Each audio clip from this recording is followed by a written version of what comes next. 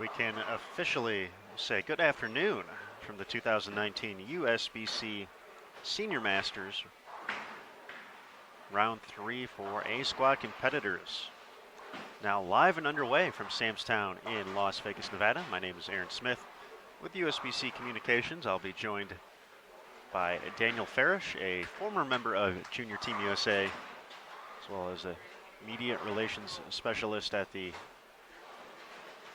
United States Bowling Congress Open Championships.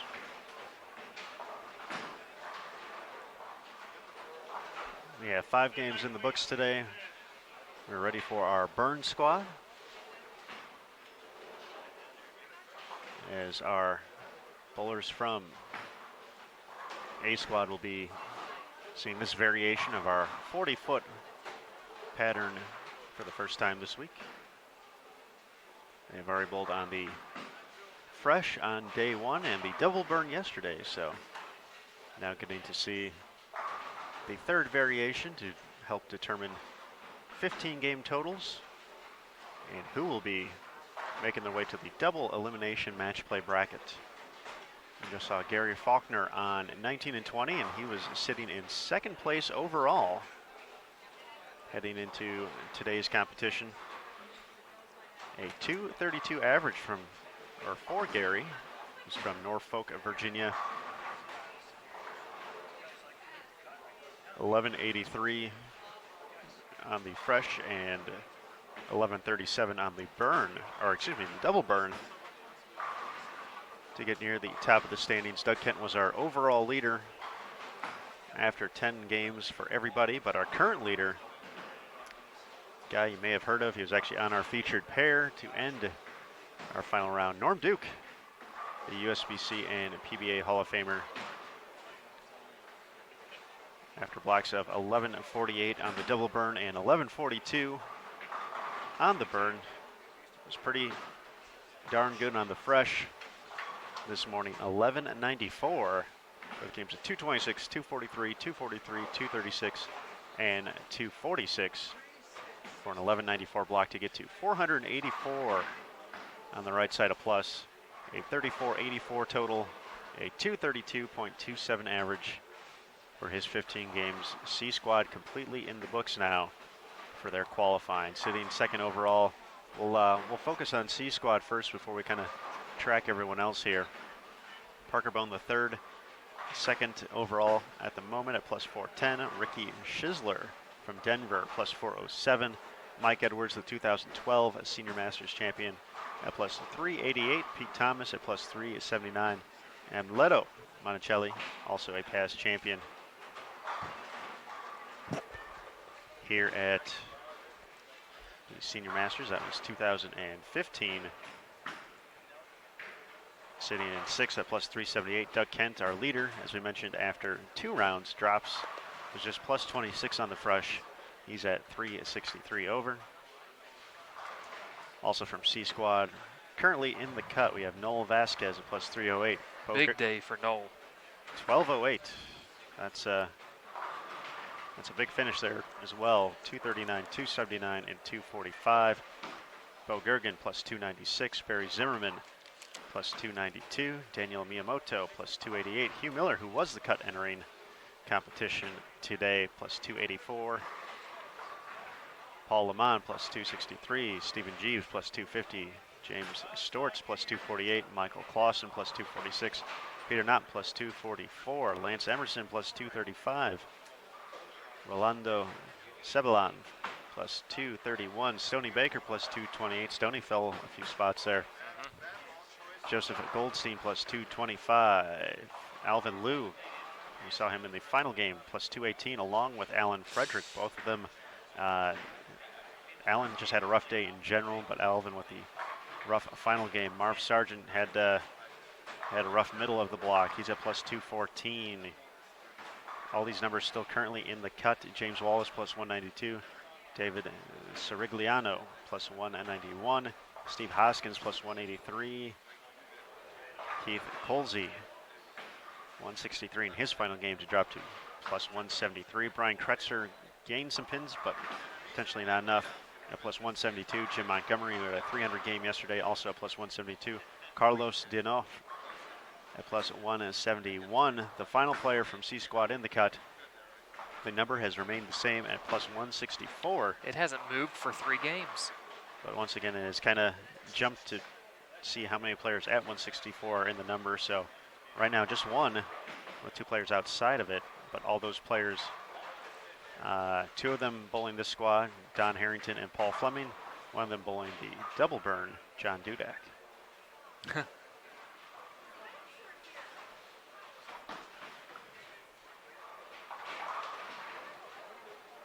Our competitors on our featured pair. We mentioned Gary Faulkner has been up near the top of the standings for the entire event so far. He's joined by Joseph Petrovich, Doug Hayes, and our 2016 Super Senior Classic champion Junichi Iajima. I like saying his name.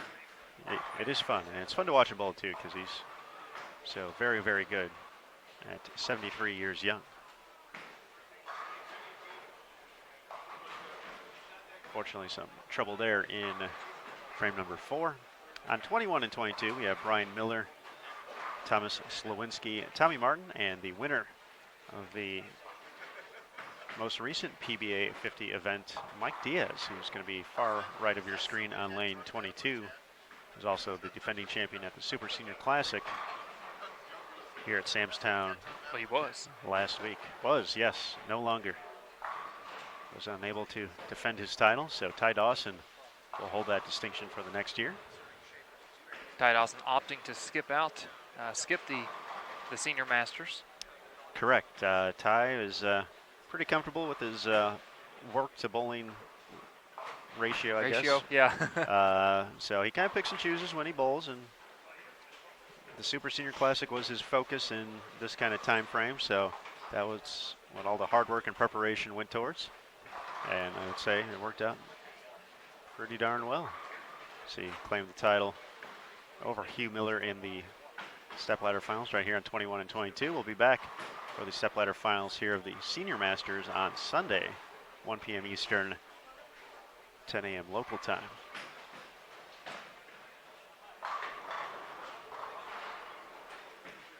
Daniel, Aaron, you got to chat with Norm Duke. I did. How was that? He was very articulate in his responses. He was a good interview.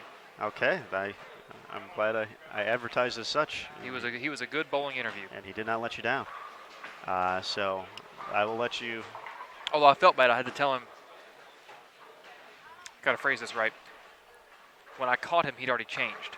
So I had to tell him, look, I need you to put your jersey back on. Don't worry about, he had shorts on. I said, don't worry about putting, slacks or jeans or anything. I said, just, I'll get you from the waist up in the picture, don't worry. Just, I need you to put your jersey back on. I felt kind of bad. That's all right. But he pulled a Kevin Croucher on me.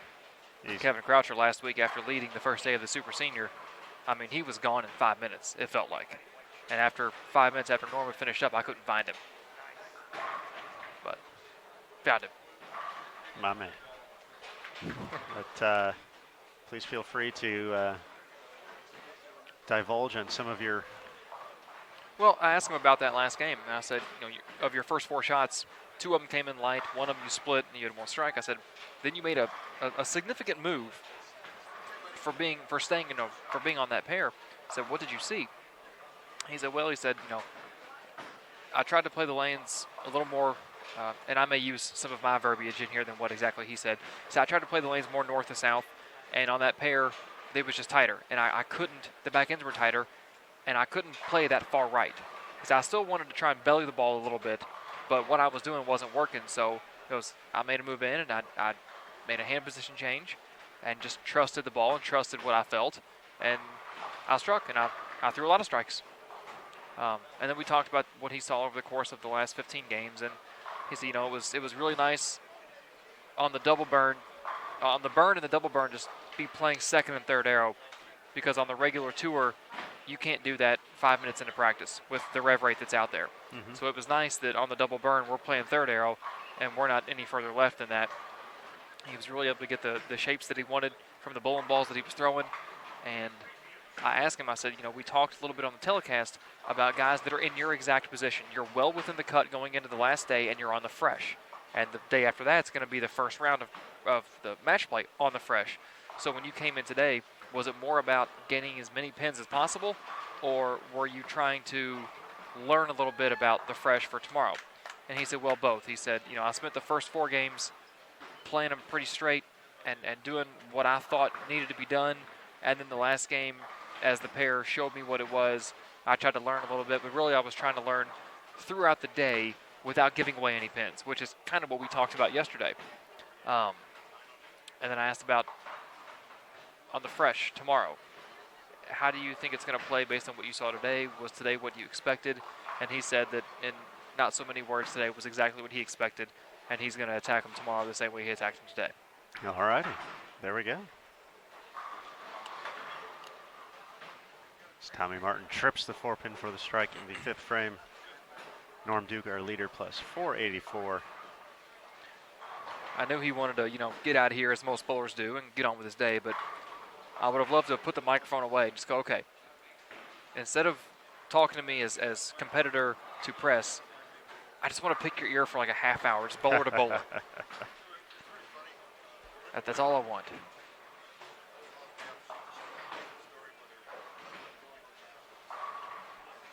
If you would have made that happen, I would have been impressed. I promise any secrets you'll tell me, I won't use against you because I'm not out on tour, and I'm 18 years away from being on senior tour, so you don't have to worry about me there until you're much older, 18 years older to be exact. I only use it in my tournaments. Just teach me your ways. Drilling, layouts, drilling surfaces, lane play. How does a low speed, low rev, well, I guess now we're probably medium speed, medium rev on the low end of medium. How does a guy in our spectrum of the physical game succeed in today's world? Pete, tell me.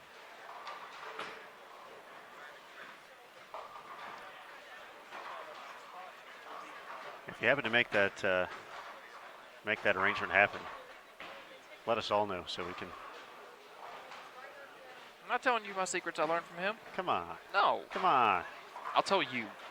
See, I knew you were good for it. We won't tell anyone else.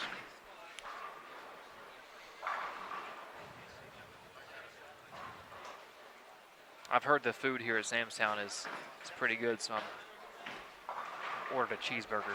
Cheeseburger. All right. You can't go wrong with the cheeseburger in a bowling center. I feel that is usually a safe bet. Also a safe bet this week has been Gary Faulkner. Boom. I made a safe bet by thinking he was going to throw a great shot, and he did. Now, of course, there's a Gary Faulkner, and then there's another Gary Faulkner who bowls. And people get them mixed up, as I've seen on social media. This is the right-handed Gary Faulkner. Yes. The left-handed Gary Faulkner Was a world champion. World champion. So we have 2 profiles here, so we have to make sure we're clicking on The correct one. the non-junior.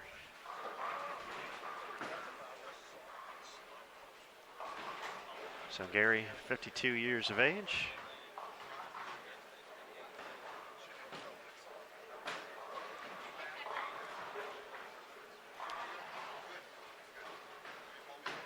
Looks like his last championship round appearance took place in a place I'm very familiar with, Hammond, Indiana. Hey.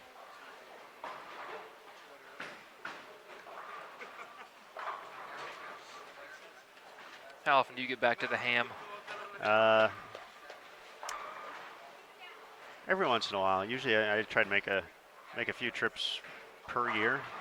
My folks have moved away since then, so I'm no longer afforded the awesome opportunity of going home and having a free place to stay and a car to use, which is unfortunate. But I try to make it back a few times throughout the course of the year. Still have plenty of family and friends out that way. Usually try to make it to Olympia Lanes when I can. Although I think the league has moved to Wednesday nights now, but the area's major league, if you will. Good times. Used to be on Tuesday nights. Now it's switched over to Wednesdays, but Always fun to go back and harass everyone. Think back to the good old days before responsibility and all that stuff kicked in.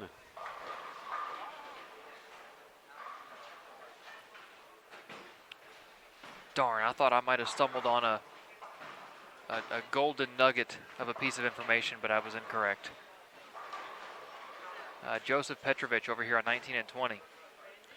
There was a 2008, sorry, Detroit.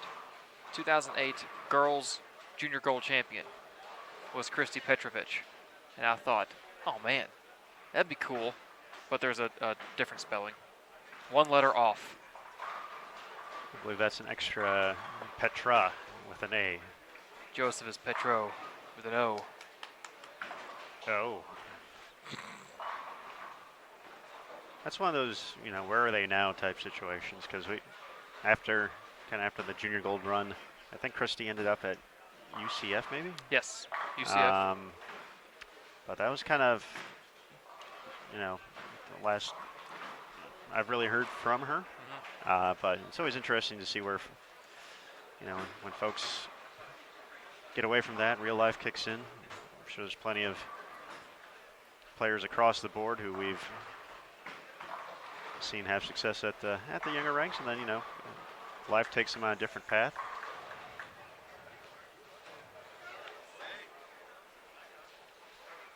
But where are you now, Christy?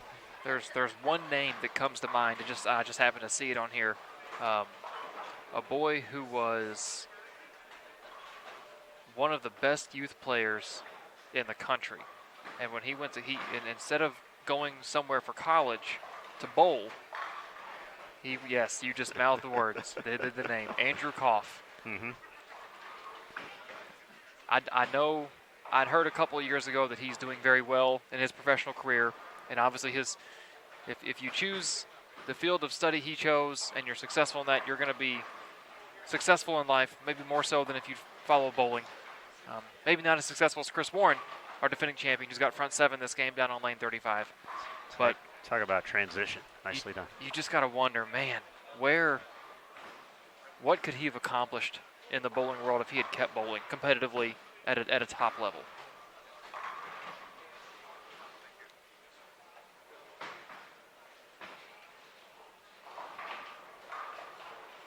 Well, the good news for Andrew, by the time he gets ready to retire, the events like the Senior Masters will still be around. Rick Menele, front 8 on 43 and 44. So we got some strikes up here. Business is picking up, as they say. Chris Warren was on 35. 35 and 36 and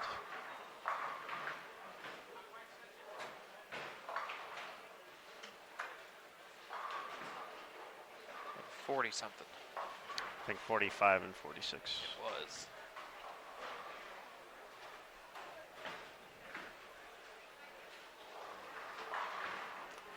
Yep. Chris did not strike in the 8th frame. All right, I'll head down to 45 and 46. You don't have to go that far. It's 43 and 44. Oh, I'll stop there. But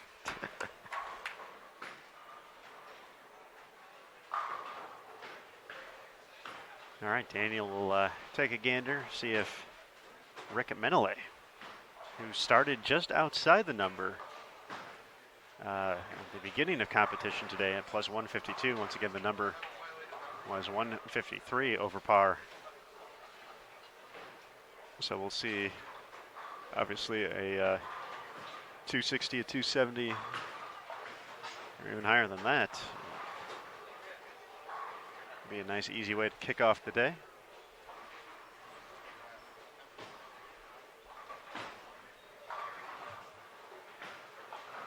Get you feeling a little bit more comfortable about where you're sitting at in the standings.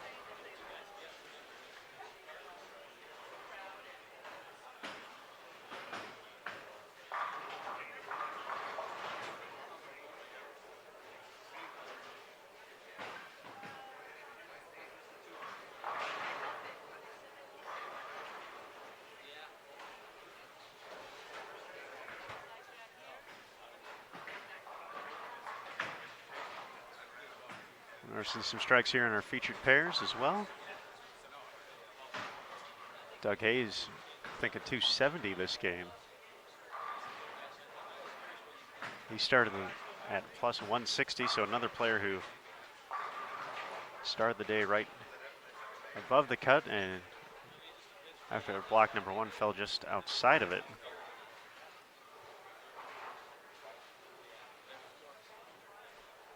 Joining us from Clarksville, Tennessee.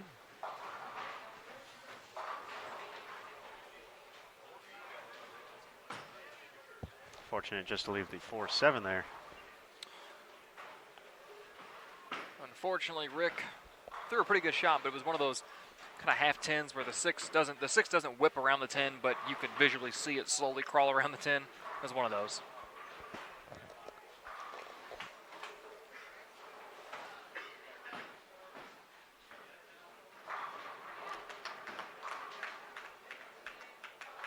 Good clean living right there. Gary Faulkner continuing to strike. Player who wasn't too far behind him in the standings here on A Squad was Eugene McCune. He is on our 15 through 18 channel. Eugene through 9 frames, 8 strikes, can shoot 279.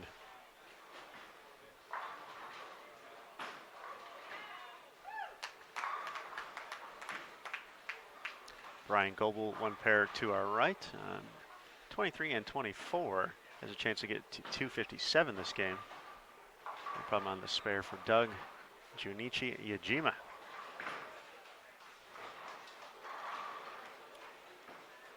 Let me see if I can find this article. I believe for Junichi it was 40 plus JPBA titles for his career.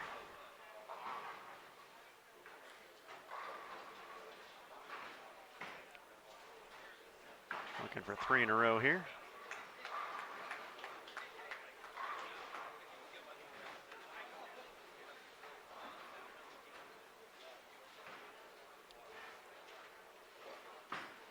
According to our 2016 recap story, after he claimed the title at the Super Senior Classic, the owner of 41 JPBA titles, along with 1 PBA regional title.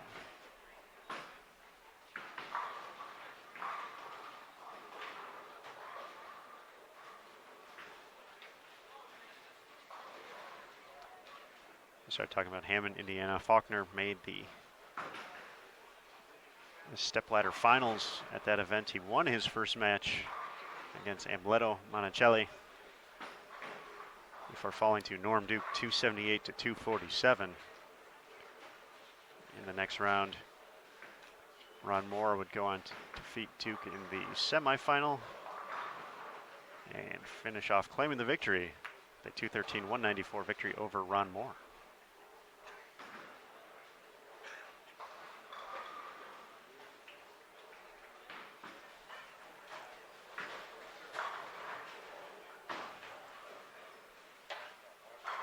Ryan Miller with the first strike in the 10th.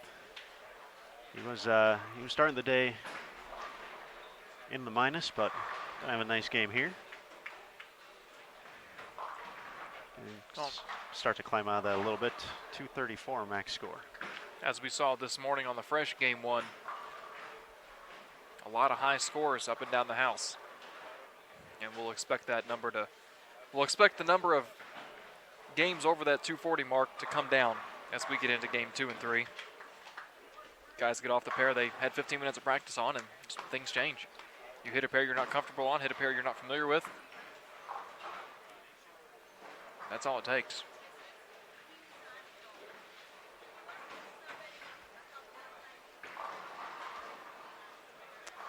Last year at this event, Gary Faulkner missed making match play, certainly in no jeopardy of doing that this year. Ended up finishing at plus 109 to be tied for, oh, I clicked on the wrong one. That was 2017. Also here, though. I believe that was his first Senior Masters appearance. Good call there, Daniel. Finished tied for 82nd. Let's see. Last year.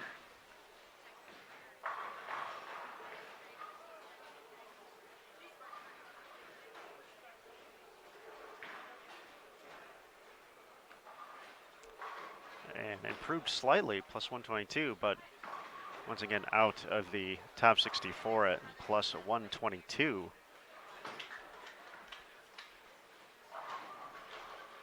And he finds some trouble here in frame number 10, 2-8-10. Left standing. Brian Miller, 233. Mike Diaz can clean up the spare to get to 218. That would put him at 2,300 exactly, which would be plus 100.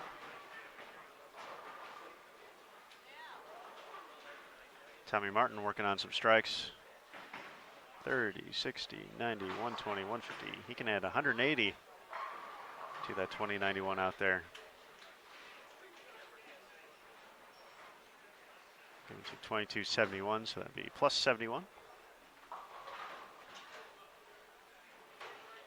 Tom Slawinski max out at 190.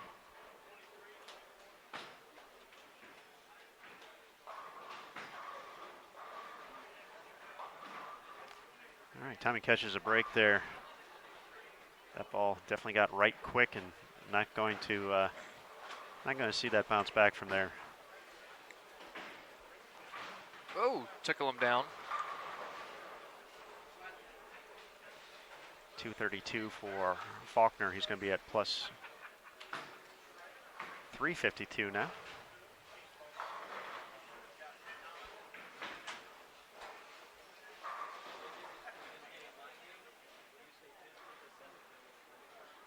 $187 for Junichi Yajima. He's at 147 over. Doug Hayes with a strike can get to 196 over. From Joseph Petrovich, it's going to be more than 100 minus here through 11 games. Well, Brian Goebel, nice 256 finish to get to plus 239.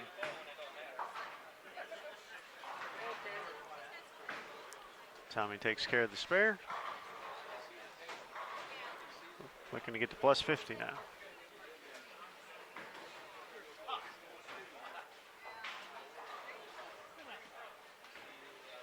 He may have already covered this, but Tish Johnson over on 23 and 24, her name is one of the names in my memory that's synonymous with women's professional bowling from back in the 90s and 2000s.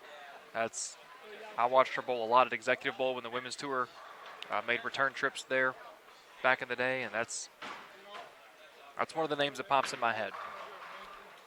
25-time titleist. Oh yeah.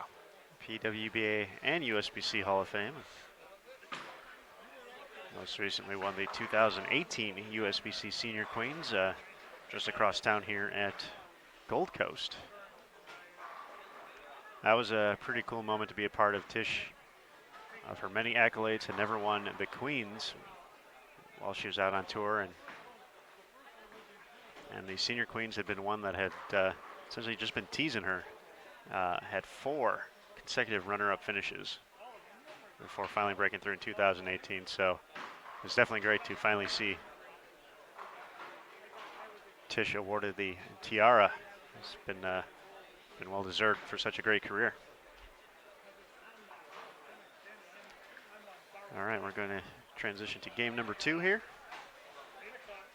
Yeah, I'm kind of jealous of moments that you get like that, or that any broadcaster or commentator gets when it comes to sports. You see someone that you know has been fighting for a goal for so long, and a competitor with a resume like hers, where you would surely think, oh, she's got a title or two at said tournament, and then you find out, no, it's 4 consecutive runner-up finishes, and to be there for that win, that had to be a moment that was. It's not career defining for her. Her career has been defined. I mean, it is what it is. It's one of the best out there, but that's a moment that I don't know how to define. I don't know where it would fall as far as how it fits in her career, but she finally just had to say, all right, I got it. And just a moment of sigh of relief to finally get that tiara off her back and on her head. And that was the best part about it too, was in those runner-up finishes, she had been the top seed. She had won a few matches to get to the step ladder, whatever it may have been, and just couldn't get done in the title match. And she had absolutely dominated the entire week leading up to earning the top seed, running through match play, and then she just crushed the title match. It was her and Jeannie Nacarado. Jeannie, a fellow Hall of Famer, both the USBC and PWBA, and Jeannie ended up winning this year. But yeah, Tish was not letting anyone else enjoy that title because she, I want to say she started with like the front 8 or something in that game, and she made sure that her opponent knew. So definitely a cool moment to be a part of. Looks like we got a few competitors ready to go here. Paul Fleming, Michael Warren, Kim Herbert, and Eugene McHugh coming up next here on our featured pair.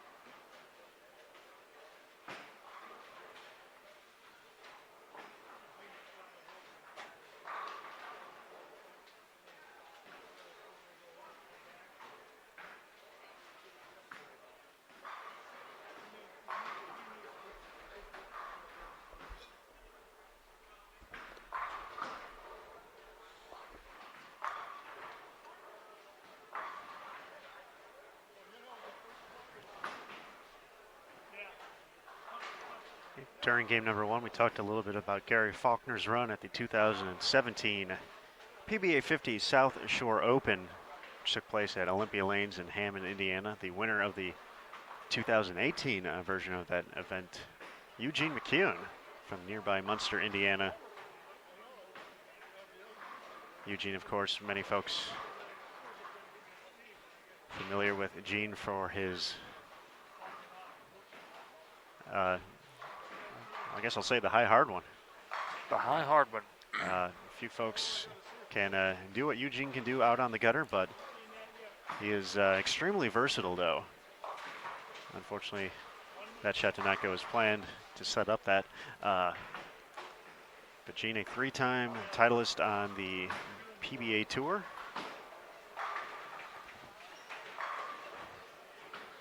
But has since gotten away from the tour. I believe he's hasn't picked up his card in a few years. So when he won that event, he actually was not a member at the time. Oh, wow. But it was his first event as a PBA 50 Tour player. Defeated Bob Learn Jr. 248 to 215 in the semifinals before defeating Michael Haugen Jr. 259 to 202.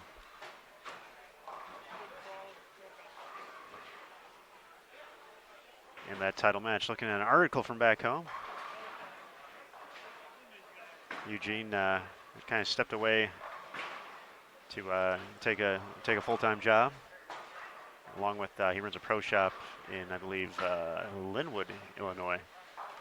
Hadn't been bowling much, but said that event was the first time he had bowled 3 straight days since he retired from the PBA tour. Wow. So pretty impressive to walk back in, but you know, watching Gene bowl, just a dominating physical game, and great to see him out here having a good week. Well, he still owns the 9-game record, doesn't he? I believe so. That was a lot. That was. Oh my gosh, was it? Let's see. Well, I went to go search him. That was the first thing that popped up. The 9-game scoring record. Let's see if we can look this up on PBA's website, I'm sure. It's hard to believe if someone else had surpassed that, but We know it. Because I remember when it happened. I mean, it was a big deal. PBA Tour scoring records. Let's see. 9-game block in Las Vegas. 2468. Plus Let's see. 668. What do they say? 2468. Yep. Divided by 9. Well, if you think about like a great set, or you think about a tournament like the Open Championships where you get 9 games, if you're shooting 2100 and you're having a phenomenal event, 2200, you're probably winning an eagle. Only 2 people have ever rolled 2300. And Gene just averaged 274.2 and a bunch of 2s after that for his 9 games. Also has the 14-game block record, 3647, which took place in El Paso, Texas in 2005. That's just a measly 260.5 average. Come on, Gene, if you're not even going to try. Good gosh.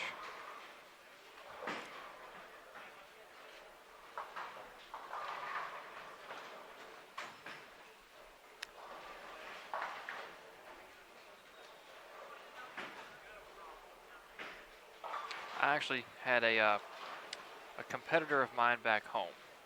I wouldn't say we're friends, we're bowling acquaintances is the best way to put it. And we all went out for some food and adult beverages after a tournament one day, after a qualifying block of a tournament. And he had bowled bad, and he is very speed dominant, similar to Eugene, but Eugene's revs match up a lot closer to his speed than this guy's. And we were trying to explain to him that, you know, the way he throws the balls, it wasn't going to match up, and he wasn't going to bowl well in that pattern, yada, yada, yada. And he says, well, I throw it like Eugene McCune, and he can bowl well. He bowls well in those kind of patterns. And I said, whoa, buddy. First of all, Whoa, Nelly. that would be just like me saying, well, you know what? I throw the ball just like Norm Duke. No, it doesn't work that way. Well, along with, I got a few fun Eugene stories to share here, but it would be important to recognize our other competitors here before we get too far into that. Paul Fleming, just had it up here, the 1999 PBA Rookie of the Year, bowling his first Senior Masters, just turning 50. Also joining along with Kim Herbert and Michael Warren, the brother of our defending champion Chris Warren. We also have Butch Warren competing this week. Over on 19 and 20, that is Paul Renteria, along with Daniel Incencio. Tom Jones, not the singer.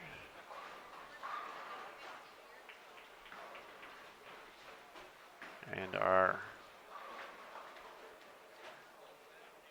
fourth is Darwin Weimer.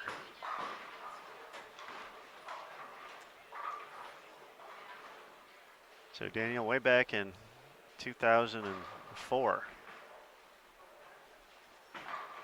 I had finished up my final week of youth bowling back in the YABA days. Yabba. Yabba. Yabba. And one of the cool things that was going on in our area was during the summer leagues, there was since the PBA patterns were fairly new, it was basically a PBA pattern summer league to where you would bowl, I forget the format, it was X amount of games against, opponents. It was an actual league for the summer, but a different pattern each week. And I decided, okay, that's gonna be my first adult league. I'm gonna join that league. And I also was scheduled to bowl the USBC Open Championships like right after that first week. Okay. I'd never bowled the Open before Okay. as a youth member, so that was in Reno. So my very first, because it was a random draw like the first week to who you'd face someone for 2 games and then you would switch pairs and face someone else, and it was the match play points was basically the format overall. Try to accumulate points that way, and they took out the 1-5 on 18. Yeah, I just saw that. And my very first draw, and my very first thing as then ABC member, was I drew Eugene, and he proceeded to do mean things to me. Did he wax the floor with you? He did, yes. It was not, and seeing that I was fairly new to understanding these patterns, I was not in any shape to even come close to competing with him. So Eugene got very easy 2 points, taking care of business in that fashion. So that was my first interaction as an adult member of a bowling organization. Welcome to adult leagues, kid. Yep. Wasn't pretty. I'm happy to say the next summer I ended up winning that league. Oh, that's where you were going with that. But also, That's where you were it's going. also important to mention that Eugene didn't bowl it that time around. So He did not bowl the league that second year? he didn't bowl it the second Okay. year. So, or Billy Oatman, both of them were in the league the first time around. So Oh, Billy O. Billy O actually won the league that year. He ended up getting Gene the last week, but it was a great way to kind of learn on the fly, if you will. Yeah, bowl your first sport league as an adult.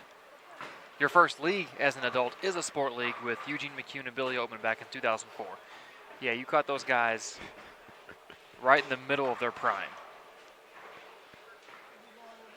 Whoops. Whoops. But the great thing about that particular format, and it speaks testament to these guys too, is that it was definitely a learning curve for me, but Gene helped me countless times throughout the course of that, and transitioned from a league to like a weekly kind of sweeper, if you will. But it was one of those things where those guys, if we're going heads up, sometimes, obviously you want to move on. There's money involved and all that good stuff, but they were more than happy to offer their assistance. Like, hey, you're in the wrong part of the lane right now. You should be doing this or try this. You got a different ball in your bag. I remember Gene once helping me with my timing was off a little bit, and he mentioned a little thing with that. He's like, hey, adjust this, get this going a little bit quicker. And definitely appreciate those guys for helping out a little 18, 19-year-old punk kid who, as you saw, was all skin and bones back then. So. Yeah, even that grainy photo of you from 2004.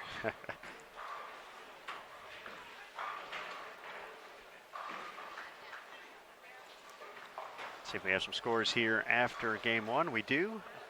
And Eugene McCune, we talked him up so much, he moved right into the lead for A squad, plus 370 after 268 in the opener.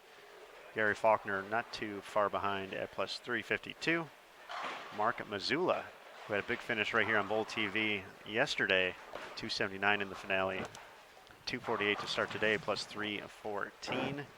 Moving on up. Walter Ray Williams Jr., plus 290. Thomas Jones on our featured pair, plus 286. Dale Traber, two-time champion here at the Senior Masters, plus 285. Brian LeClaire, 206. Robert Brown, plus 264. Chris Warren, 274. Tom Adcock plus 251. Brian Goebel, saw him shoot 256, one pair to our right. He's at plus 239. Garrett Ball plus 236. Rick Menele, 279 in the first game to get to plus 231. Joe Kayak plus 229. Billy Langford plus 211. Bob Rosenau plus 194. Doug Hayes got up to plus 193 with that 233 in the opener. Paul Fleming, 227. He was one of those guys at plus 164 for quite a while there. So he's now at plus 191. Corbett Austin plus 186. Don Harrington was also at plus 164. He shot 219. He's at plus 183. Lenny Borsch plus 182. The USBC Hall of Famer. Warren Nelson plus 180. Randy McComber plus 178. And our new cut line is plus 175. Steve Boyer is bowling on the squad. Steve rolled the first 300 of the 2019 USBC Senior Masters.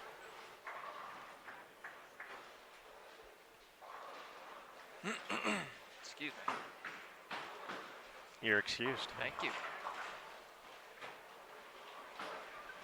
Well, our featured pair is not being too kind to these 8 bowlers. Only one player has caught a double out of the 32 frames that have been bowled between the 8 bowlers, and I don't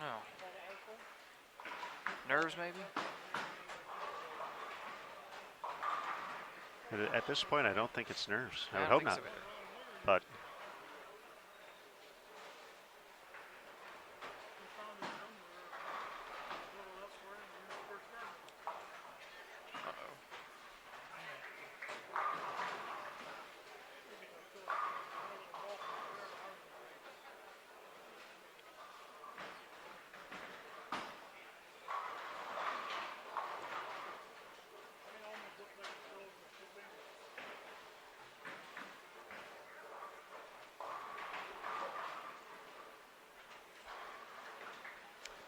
James Campbell with an early 5-bagger here.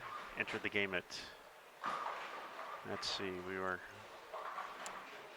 this is game 2, so that was 22, so he was plus 229.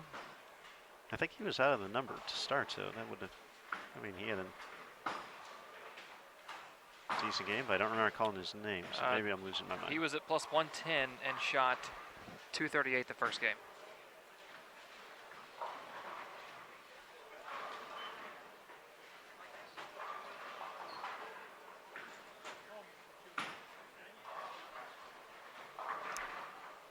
Oh, I'm looking at we have multiple JCs on that pair, that's why. It's Joe Kayak. Oh. Okay, that would explain that. All right. Well, he was plus 229, So that makes much more sense. All right, Joe, who led A squad on the fresh back on Tuesday. From Canada.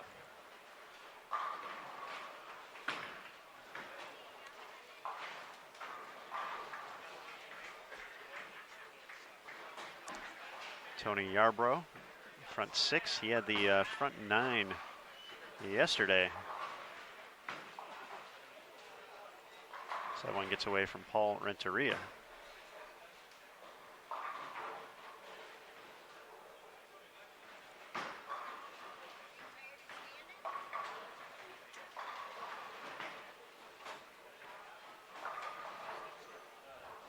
Get that corrected as the ball bounced out of the gutter. Christopher Viale. Is that how you pronounce that last name? Viale. Viale, okay. Christopher Viale, the front 6. Halfway to perfection. I had a friend from back home who used to say when he got to 6 in a row, then he would try to copy and paste. That's bad, isn't it? But funny, though, at the same time, because you... Control A, Control C, Control V.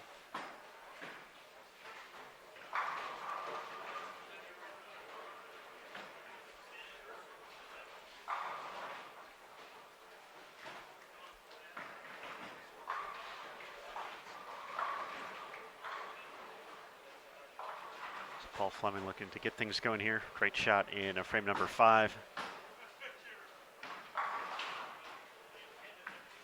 Been fortunate enough to, obviously I talked about bowling with Eugene as a young 18, 19-year-old whippersnapper.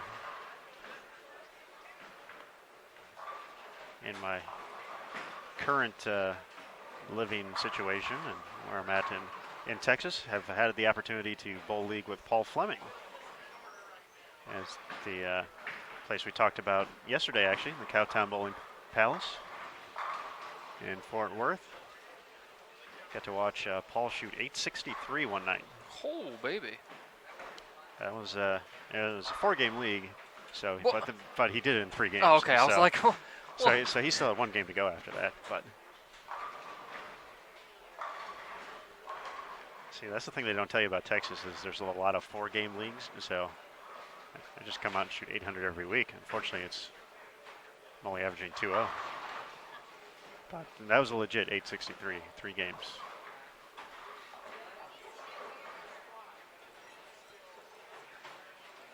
the cut has moved. Yep, up to 70 or 175.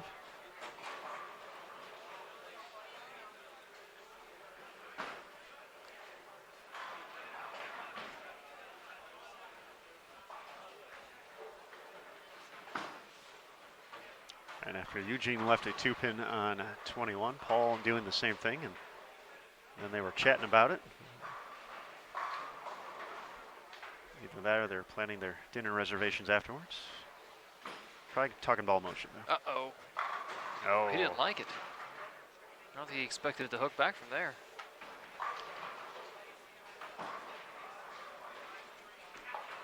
got that one back from Mishawaka. Only Indiana folks will get that reference.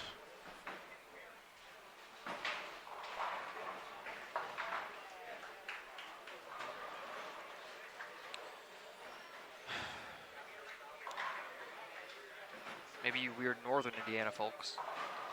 Northern Indiana folks, yes. Southern Indiana has no clue what that is.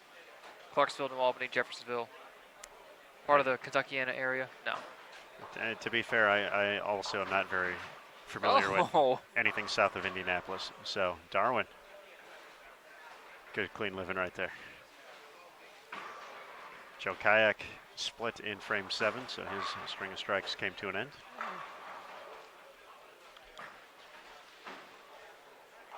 It's like Christopher's the only one left.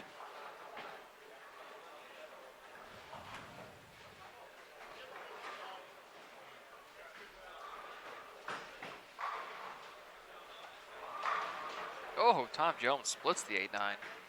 Tom's had himself a nice little tournament so far. Has been performing well.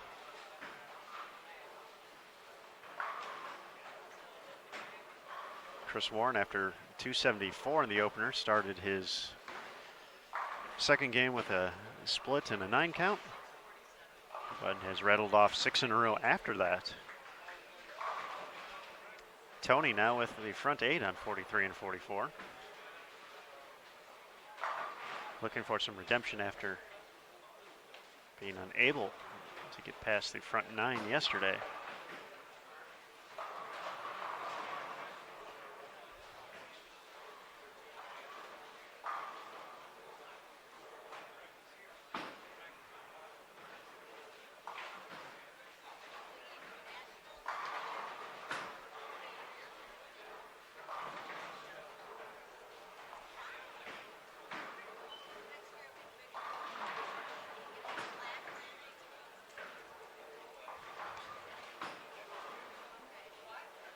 Someone else had the front 7 or 8 on 43 and 44. Is that Rick Menele?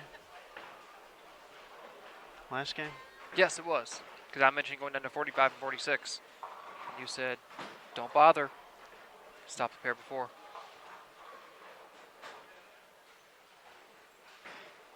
So both of us may be making a walk down there. I forgot that Tony was stringing him when I said that Christopher was left. Christopher struck the 8th.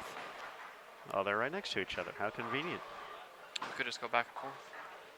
That seems messy. All right, folks, as we're in the middle of Game number 2 here on our feature pairs. We're going to step away for a quick second to attend to several front eights on the high end of the house. You're watching C squad, or this is A squad, bowling their third squad on the burn. That's their first time on the burn. Yeah. But this is 2019 USBC Senior Masters. We'll be right back as round 3 continues.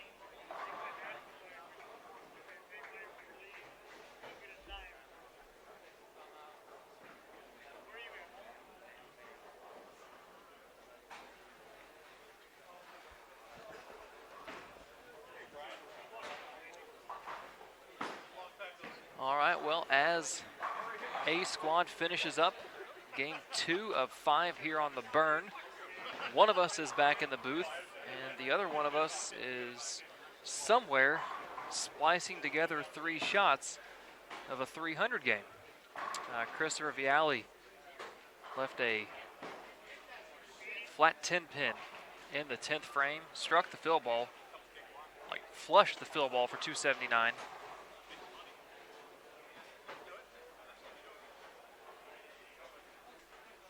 And Mr. Yarborough fired off 300, flushed the first shot, second shot kind of blew the 5 pin out,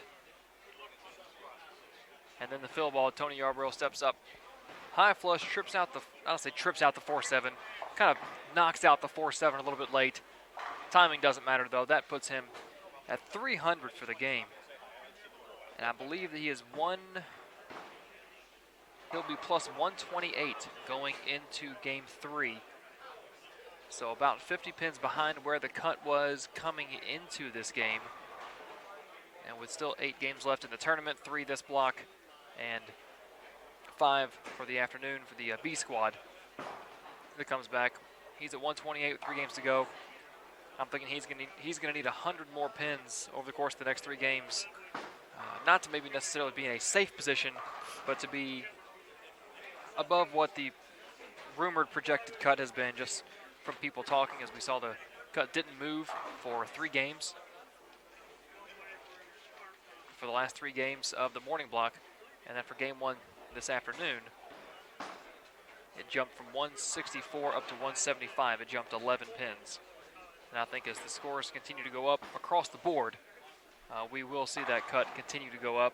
Of course, we kind of expected the same thing last week at the Super Senior here in this building. And as we've talked about a couple of times, the cut on that second day of qualifying, the final day of qualifying, was all over the place. Jumped up 3, jumped up 7, went down 11, went up 4, stayed even, went down 1. It was didn't know what it wanted to do.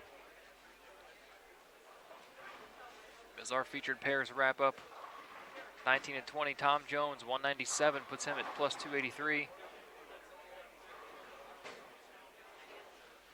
And just as I begin reading them off, the recap screens go away. Couldn't get there quick enough. Take a look at 21 and 22.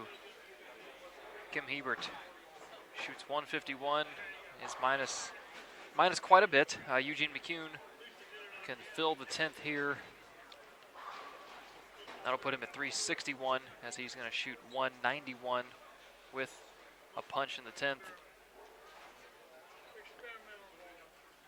Over on lane 21,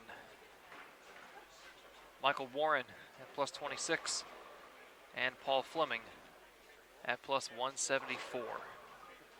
As bowlers start to make their way across pairs and head down, we're going to go get you set up for game 3 of round 3 qualifying for A squad here at the 2019 USBC Senior Masters.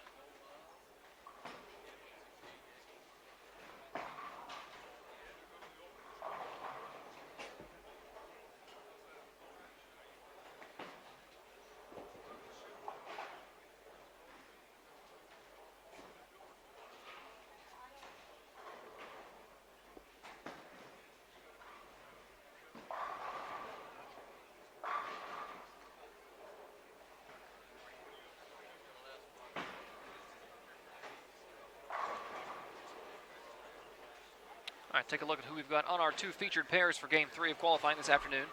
Brian Manini and Robert Amoruso on 19, 20, Greg Sheets and Bob Rosenau over on 21 and 22.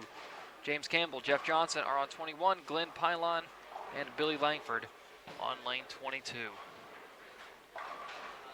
Of the 8 bowlers that we have in front of us, the highest in the standings coming into this game is Billy Langford at plus 233. Glenn Pylon is minus 57. Jeff Johnson plus 202, and James Campbell plus 153. Pardon me. Over on 19 and 20 on 19, Brian Manini plus 45. Robert Amoruso minus 46. Greg Sheets minus 164. And Bob Rosenau is plus 212.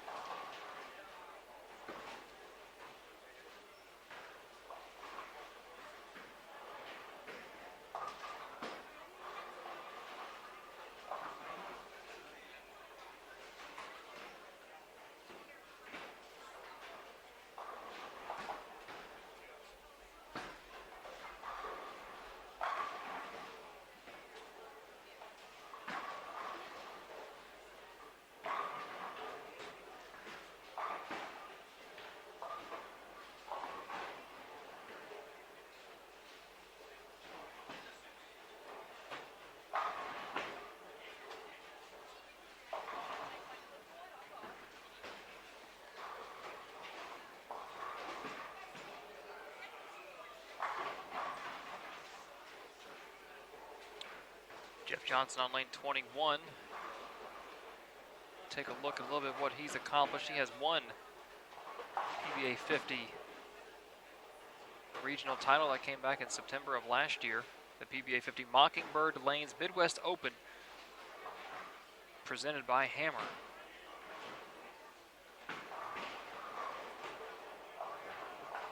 Coming at Mockingbird Lanes in Omaha, Nebraska. Competed on the PBA Don Carter 39-foot pattern.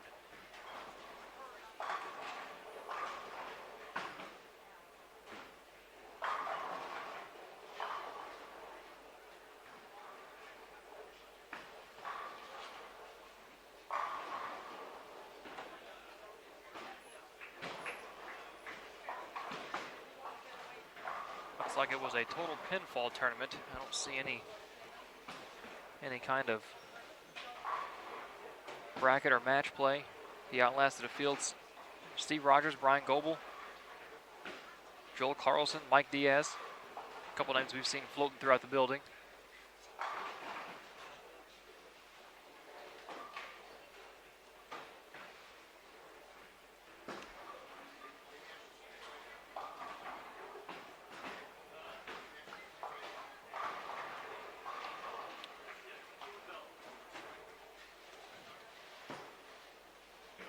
Waiting on any official scores to come through. We know Eugene, who was leading A block or A squad coming into the last game, shot the 191 here on our featured pair. Struggled a little bit, but found 5 strikes on the back end to get to that 191.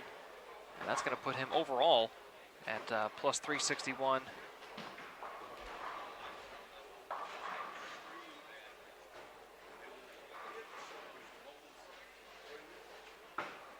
Take a look at Gary Faulkner down on lanes 3 and 4. He's at plus 336 coming into this game.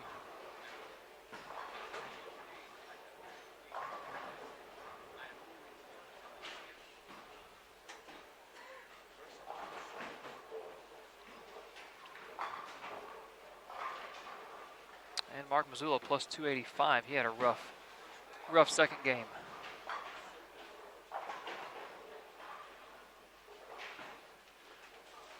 So I believe Eugene is still going to be your squad leader coming into this game at 361. Again, Norm Duke finished up this morning at plus 484, so the closest competitor to him from this block, Eugene, would have to go plus one, have to shoot 723 for the back 3 games to tie Duke, 724 to take over the overall tournament lead with 1 squad left. You look at the guys left from B squad that'll be bowling later this late afternoon or early evening, however you look at 4 o'clock local time, of course 7 o'clock over on the East Coast, so definitely evening over there. Blaine Winninger at plus 310. He'd have to shoot 1174 to catch Norm and take over an overall tournament. Of course, Blaine shot 1177 on the opening block on the burn.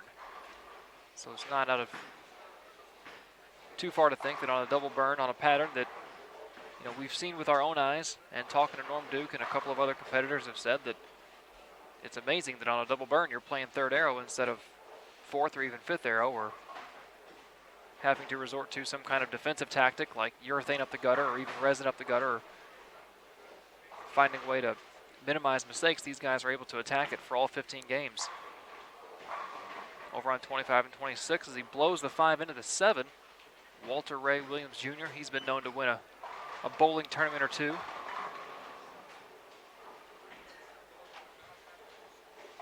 Rumor has it, correct me if I'm wrong, I think he's pretty good at horseshoes as well.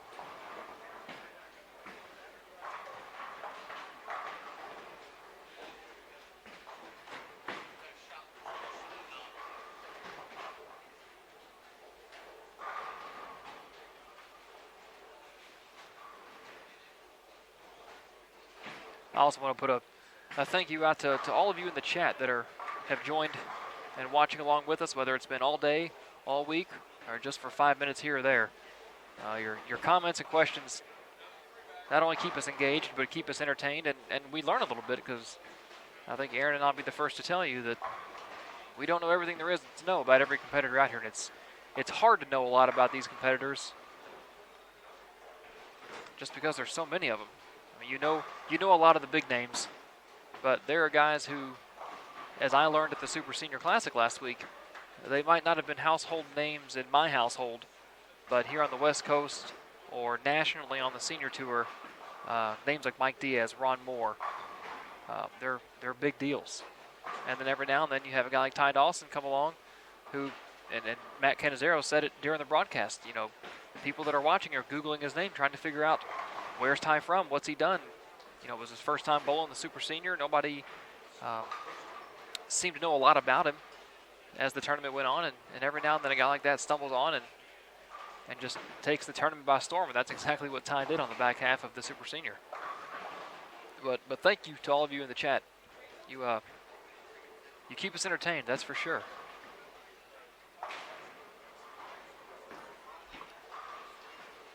So you watch Billy Langford here over on lane 22, opened up with a double.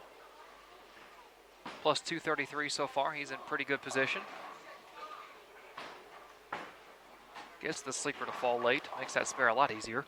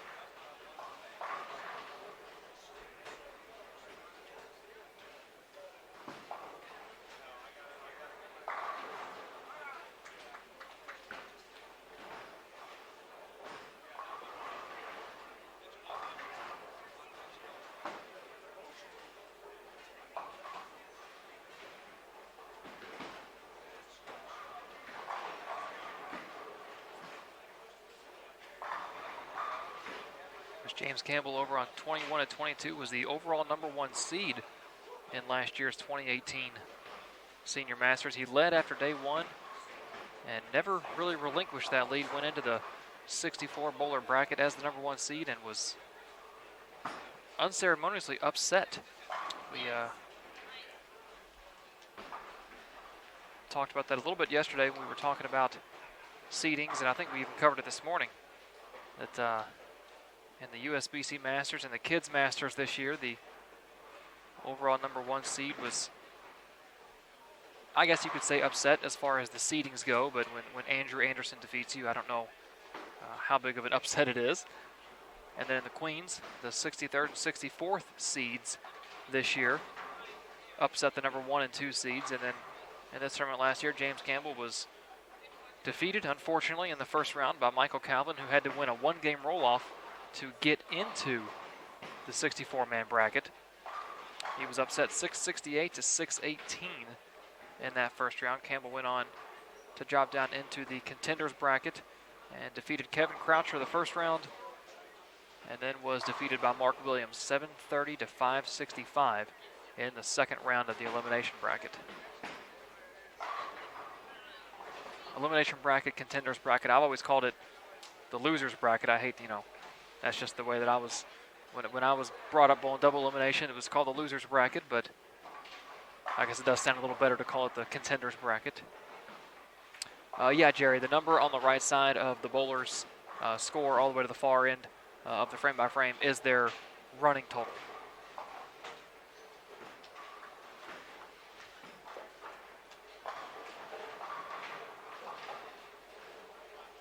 Yes, if he's got Glenn Pylon has 2390, and if you subtract the 47 that he has this game, that'll give you 2343, which means he's minus 57 coming into this game.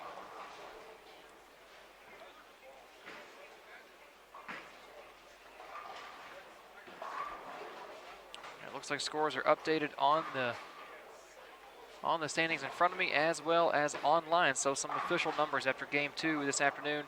Eugene McCune does still lead the squad at 361. Gary Faulkner plus 336. Brian LeClaire plus 319. Dale Traber plus 307.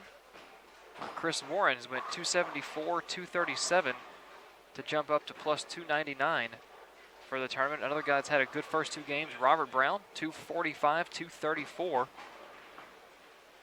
Tom Adcock, 255, 236. He is at plus 287.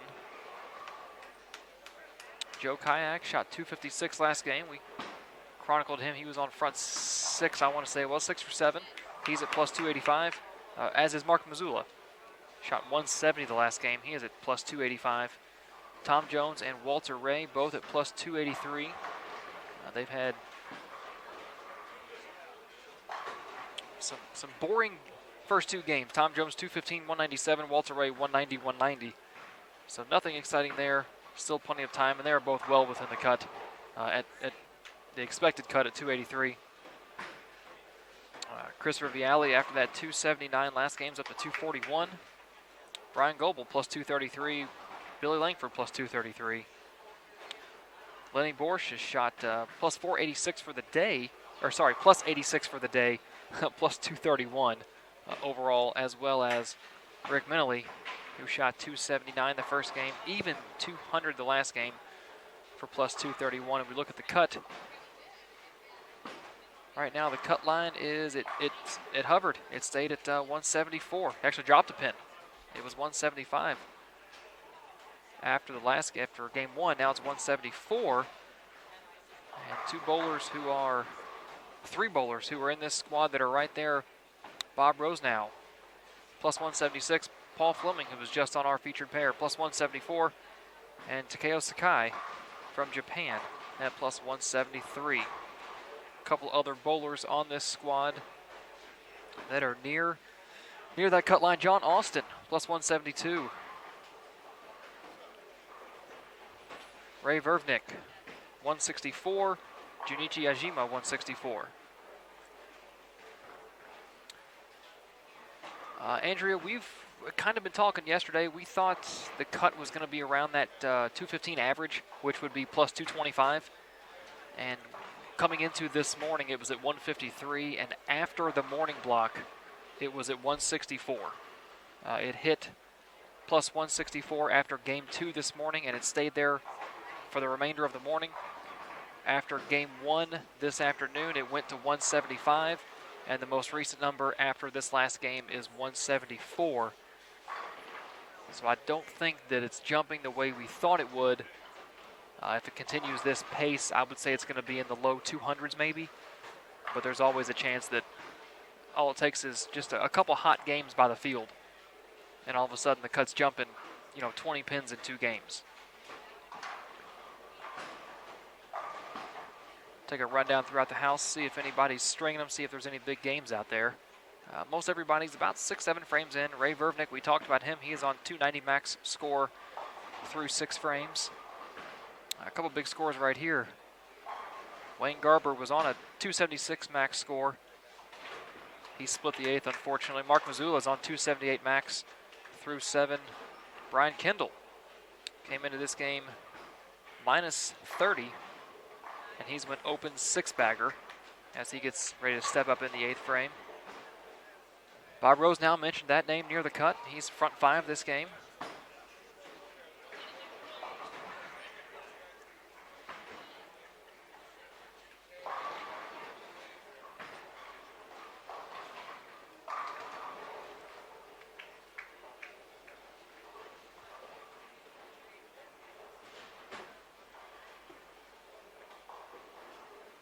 And as soon as I say that, Bob splits right here on 19 and 20.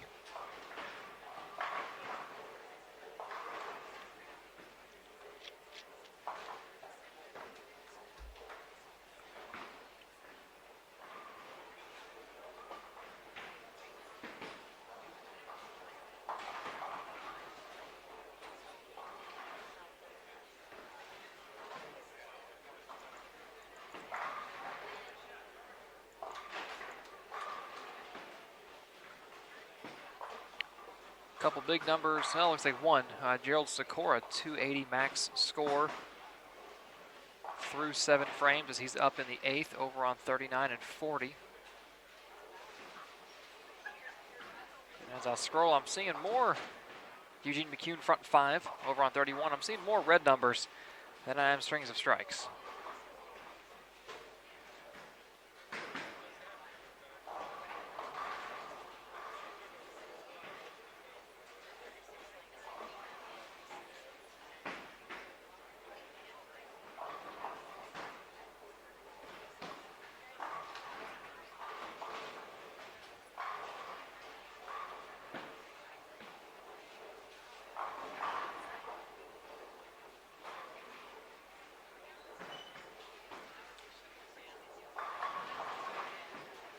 Chris Warren, front 7 this game. He came into, I think he was plus right around 5'11". Is what I said coming into this game? Yes, 274, 237, and he's on the front 7 down on 51. So if he could find a way to get front 10 and at least get 9 spare in the 11th, that would be an even 800 series to open up this block. But he's on front 7, up in the 8th currently, way down on 51 and 52. So I'm not even going to pretend that I could look down and find him on the approach between the throngs of spectators and players and then the pillars behind every 4 lanes. But Aaron and I have discussed, we are thankful for those pillars because they're probably load bearing as we are in the basement here at Samstown. James Campbell gets the 8 to fall late in the 7th, 280 max through 7. Bob Rose now bounces back from the split in the 6th. Nice strike in the 7th.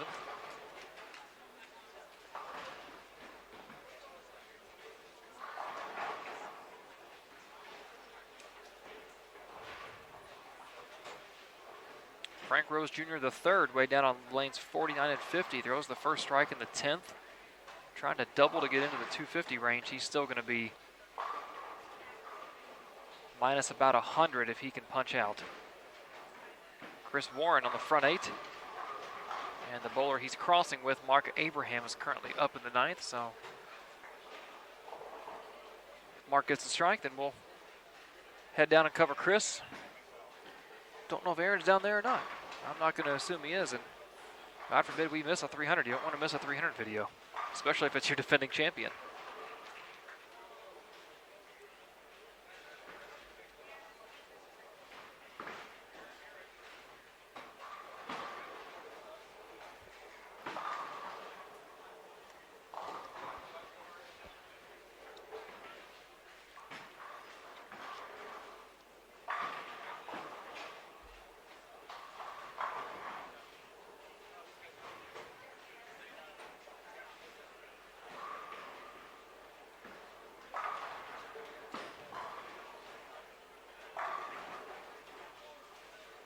All right, well, as Chris Warren steps up in the ninth frame, as we know, live scoring is a little bit behind, so there's a chance he may have already thrown his shot. I'm going to head down there and cover it just in case Aaron isn't. And then we'll be back to wrap up game 3 with 2 games left here in the noon burn squad of the 2019 USBC Senior Masters.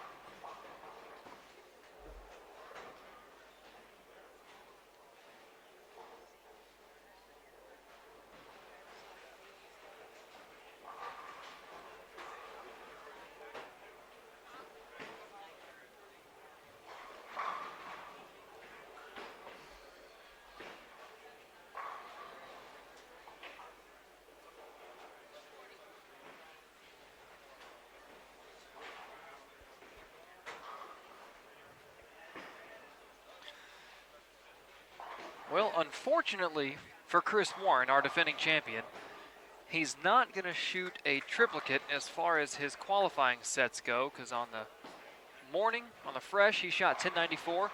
On the double burn, he shot 1094. He's not going to shoot 1094 this squatter. If he does, something went horribly, horribly wrong. As for the first 3 games, Chris Warren goes 274, 237, 300, 811, and gets up to plus 399. And now he's looking at just needing plus 85 the last 2 games, which after going plus 111 the first 3, plus 85 the next 2 seems doable to catch Norm Duke for the overall lead. Pete Weber will be back on the lanes later this evening. But yeah, Chris Warren, congratulations, 300, 800, 811. And Eugene is on the front 8. Aaron's down there.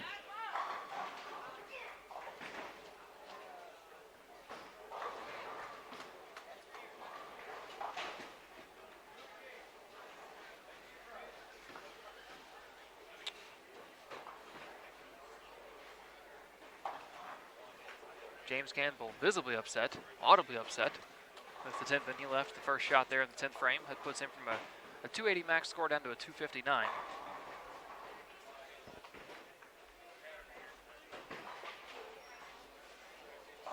Coming into this game at plus 153, 280 would have been plus 80 would have been a big number, but 59 is nothing to shake your head at.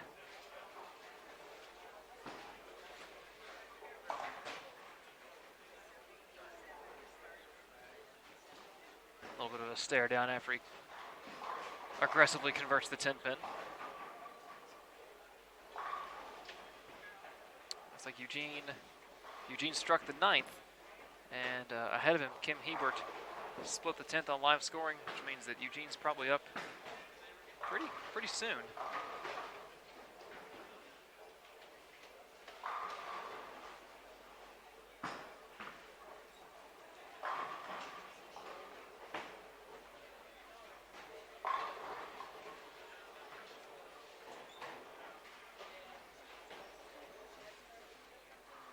He is up right now, actually, live time.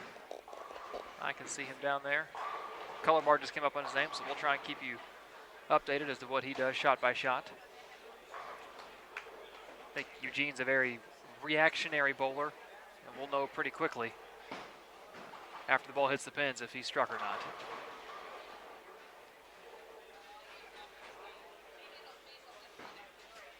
James Campbell strikes in the fill ball and gets to plus 212 with 2 games left.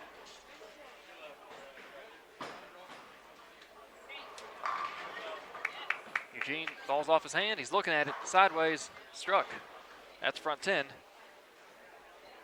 Eugene came into this game plus 361. And it looks like Norm Duke's lead, knock on wood, as I'm sitting at a table, may be in jeopardy.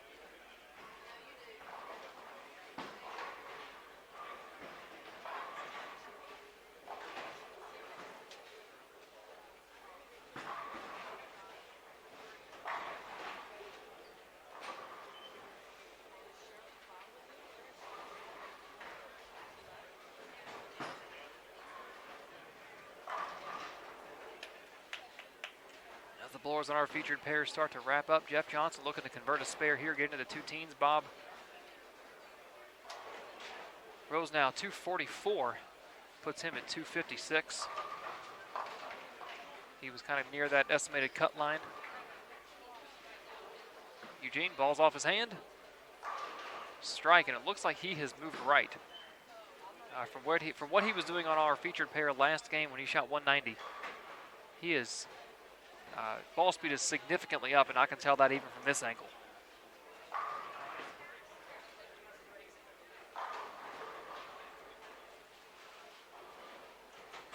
That's when it's fun to watch Eugene, is when he's just piping it off the corner. Obviously, his credentials speak for themselves. Very talented player. Can hit it from all angles of the lane. Here he goes, fill ball for 300.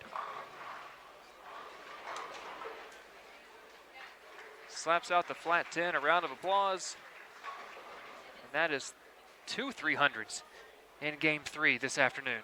Wow. Well, we talked about scoring pace going up as these guys got onto the burn and even the double burn. Norm Duke talked about it earlier. Patterns holds up pretty well, and we're seeing that. 2 300s.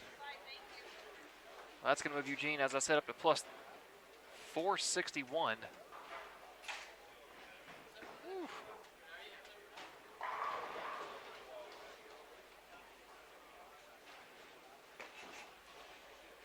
Just 23 pins shy of Norm Duke's morning leading total of plus 484. As bowlers start to switch pairs, we're going to get you all set up for game 4 here. We'll be right back. The 2019 USBC Senior Masters.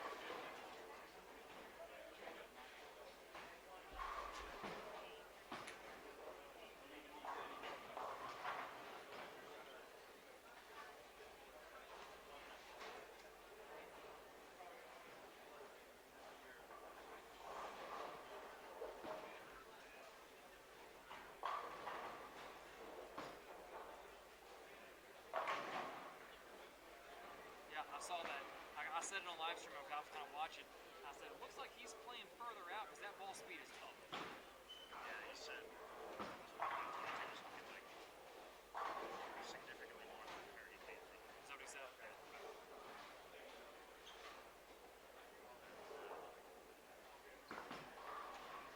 I'll let you go first.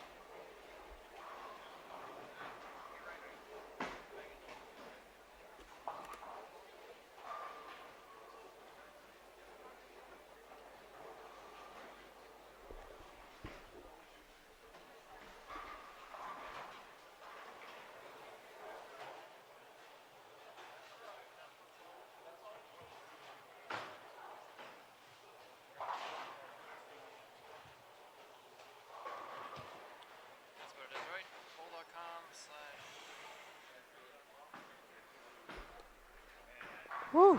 All right, folks, we are back here momentarily, at least, until the next string of strikes.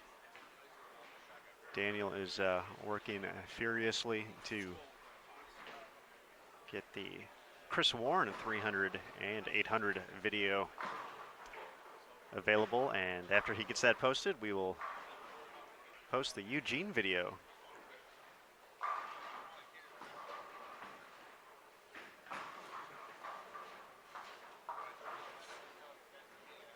C-Shot 300 moving, taking a big jump to the right compared to where we saw him start in game number 2 here on 21 and 2. I joked with Eugene that, hey, why didn't you do that for us on Bull TV? He said, well, 21 and 22 hooked a little bit more than the pair he came from over on 15 and 16. So, but apparently the adjustments are good to go, and Eugene's going to be making a big jump towards Norm Duke. That was fun. It was, wasn't it? Yes, that was. We've had 300s in 2 games. Tony Arbrough and now Chris Warren and Eugene McCune.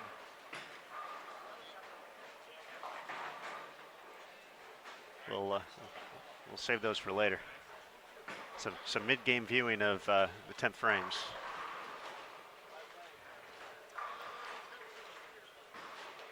But yeah, crazy, hectic few moments here. Kyle Chris moved up to, after this 8-11 start, he is at plus 399 after 3 games. And he has the front 5 this game. Chris Warren likes Samstown. We're just You gonna think? So apparently he talked about getting some games underneath his belt and kind of making sure he was, the way he phrased it was, letting go of the ball. He said, if I can start doing that, because he said that Brentwood was his first stop this season, and he said he couldn't do that. He couldn't let go of the ball, and it felt like he was essentially bowling in a phone booth, if you will, and you don't feel very free if you're doing anything in a phone booth. No. Mostly because you're wondering why you don't have a cell phone at this point. But apparently, after pretty consistent rounds, he shot the same exact score his first 2 rounds, I believe 94 over for each. Yeah, he's messed up his triplicate. Yeah, his triplicate's probably out the window here. Don't think he's going to mind, though. Oh, that might have to be a reset. Yeah, that's not going to catch that. And, oh, thought I was going to sweep it away. Just clear the pins in the gutters, all you got to do. Play it as it lies.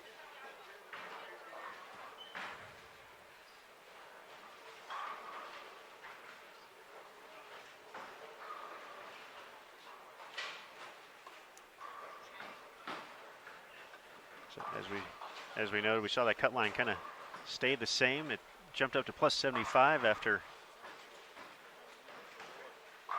game number 1. Looked like it dropped a pin to plus 174. It did. I'll have to see as soon as we get game 3 update.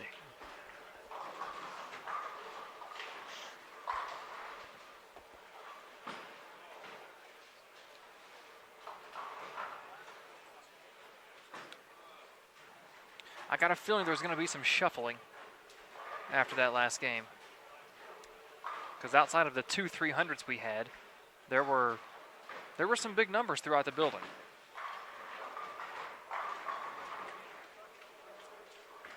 Volcanic levels. Very nice. The Chris Warren 300 now on the Sport of Bowling USBC Facebook page. So essentially we're going to have videos of 3 300s within an hour. Although I may wait a few minutes to post Eugene's. Oh, walk it off, Chris. Oh, yeah. Oh, wave to the crowd, to the people.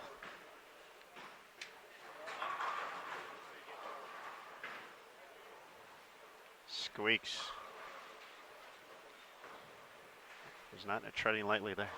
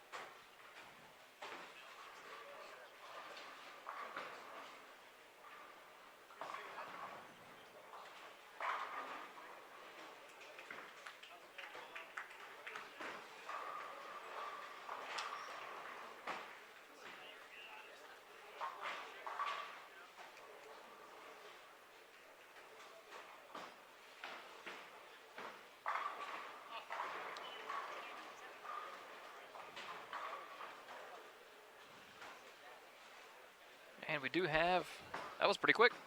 Either that or time flies, one of the two.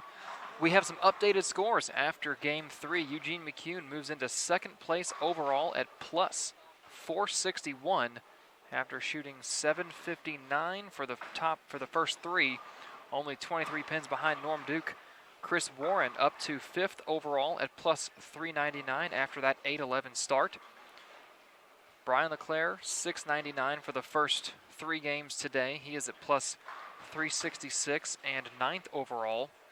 Mark Mazzulla fired off 257 last game after that 170. He's at plus 342, 11th place overall. Gary Faulkner plus 324 after back-to-back 180s. Dale Traber, 319, had a solid 680 start for the day. Tom Adcock, 302. He's been consistent up in the 200s, 706 for the first three. Tom Jones, plus 301. Scrolling down just outside the top 20, Robert Brown, plus 291. Walter Ray Williams Jr. finally breaks the 2-0 barrier, 206. He is at plus 289. He is on one of our secondary pairs over on 17 and 18 strike. 3 spares in a row, double. Christopher Viali, 267, plus 267. Joe Kayak, plus 260 after a 175 Game 3.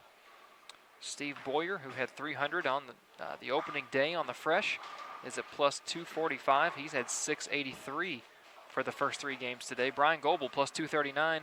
Lenny Borsch on one of our featured pairs here, plus 234. Rick Minnelly, plus 233. Then you're kind of moving into the 40s and 50s. The cut, it was 175. It dropped a pin to 174 after Game 2. After Game 3, your cut has jumped 10 pins to plus 184. 3 bowlers currently bowling that are in that range. Rick Minier, plus 186. Donald Harrington, plus 185. Doug Hayes, plus 184. Takeo Sakai, just ahead of a couple of those guys at plus 195. And then Randy Maycomer, 198. Bowlers on this squad just outside the cut. Dana Wright, plus 183. Kurt Rasnick, plus 178. He's had 710 for the first three, so he's making up some ground on that cut number and on the field. And then you got to scroll a ways down to Junichi Yajima at plus 169 and Eric Forkel at plus 167. So we saw not only those 2 300s those were both bowlers that were well inside the cut, but there were some pretty big numbers throughout the building. And when I say big, I'm not talking there was 10 other 260s, but you had 220s to 240s that were all throughout the house. And you have enough of those, that's going to move your cut up significantly, and that's what we saw with a 10-pin jump.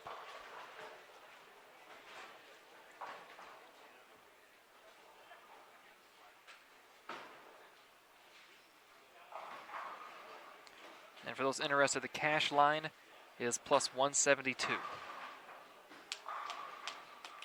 So a couple of guys that are just outside that cash line. Junichi Yajima, Eric Forkel, Tony Yarborough, who had 300 game 2 this afternoon. Mark Williams at plus 156. Kevin Anderson at plus 151.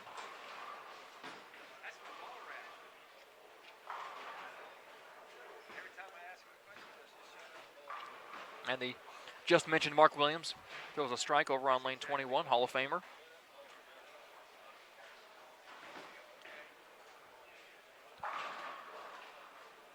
Get caught up with who is on our featured pairs right here. 19 and 20, Bill Vanoy, Dan Lungsford, Lenny Borsch, and Mark Dahlberg.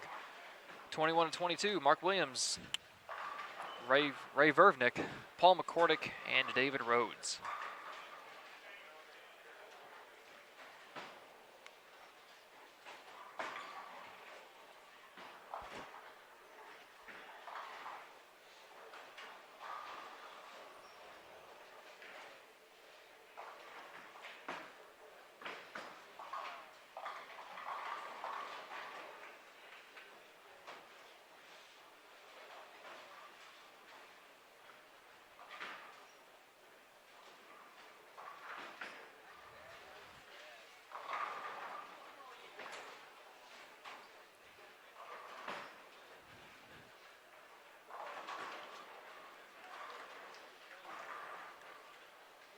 If any of you on the left side of your screen just missed it, That stone 7 on lane 18 was none other than Walter Ray himself. You would think at this point in his career the Pens would give one of the elder statesmen of the senior tour his respect. Give him his dues. He's paid him.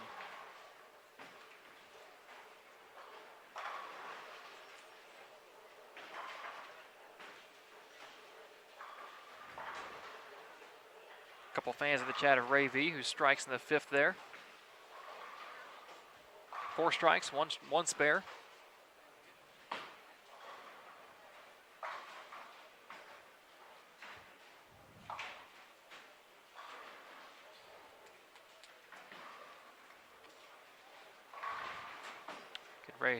Ray's tongue-tied. Ray sitting in 53rd had a nice 247 last game to jump him up in the cut. So Diane, good news for you. Ray is not 10 behind the cut anymore. He's about 30 above it. And off to a strong start this game.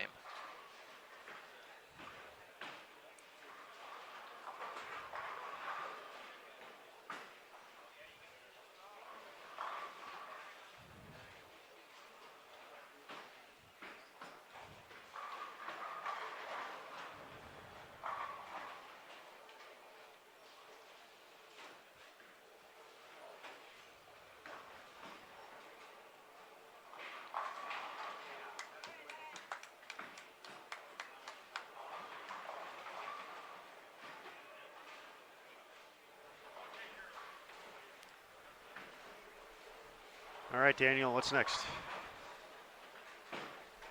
I don't know. That's what I'm scrolling to find out. Jeff Rowe on the front 5, down in the 30s. Bob Rose now front 6, down on 27 and 28.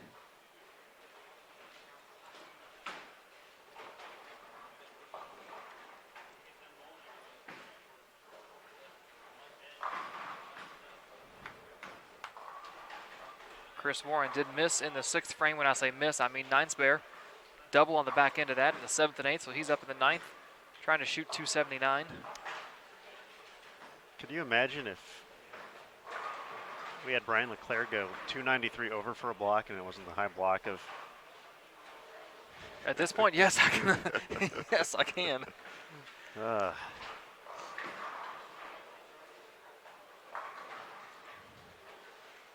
Striking is fun. Eugene seems to have hit a pair that isn't to his liking, has not doubled yet through 5 frames, 3 strikes, 1 spare, and 1 split. Now it's been an all or nothing type of block, so 268, 191, 300 for, I guess, 759 the hard way.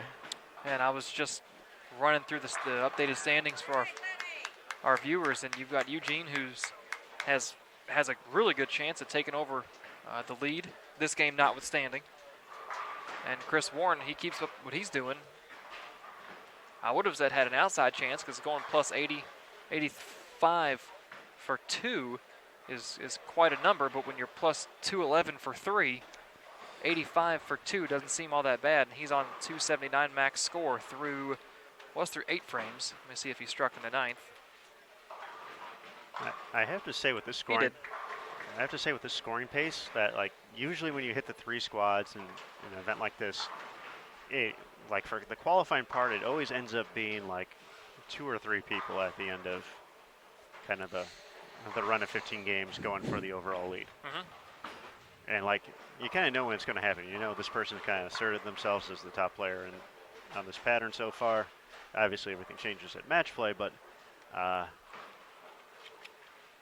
I've never recalled an event, or at least recently, that has had so many people from so many different squads just being so consistently good and strong and so many scores coming from it that it definitely seems like a different type of scoring pace here, but it's all cool and fun and exciting. Yeah, and I was kind of looking at doing some foreshadowing, looking at the guys that are in B squad. And they've got their work cut out for them. Blaine Wininger is the highest member of B squad, and he's at plus 310. So as it stands right now, he'd have to go 1174 on the double burn to catch up to Norm Duke. And then it's a bit of a drop down to John Congro at plus 296, and then Ron Moore at 281. So you've got, 30 pins right there between the top three. They're not, the B squad isn't as close up top as what we've seen these other squads. But as we say that, Norm Duke extended himself over C squad. He's 74 pins ahead of Parker, but it wasn't that way to the last game or two.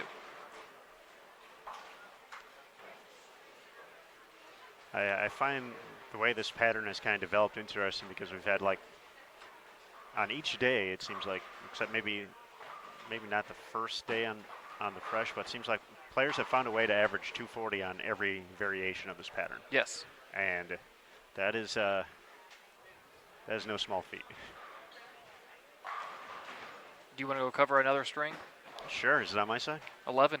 Brian Manini's on the front 8. All right. And the bowler ahead of him is up right now. Okay. So All right. Might be able to see it from here, actually. Yeah, we can see it from here. There we go. Okay. Take that, live scoring. We have live visuals. At least of when he's going to be up. Live visuals. Oh, Mark Williams uncharacteristically misses all of them. The second time this game he's missed every pin on a 7-count split conversion attempt. Bob Rose now front 7 on 27 and 28, not too far away from us. Bob's been pretty consistent throughout the course of competition. So. He was up in that 290 number, I thought. Yes, 220. Okay. Looks like Brian is up right now. And away we go. I think he got it out. Yeah, yep, he got the it 10 out. All right. Go get him. What a day. My numbers are going way up today. The clouds have parted here at Samstown.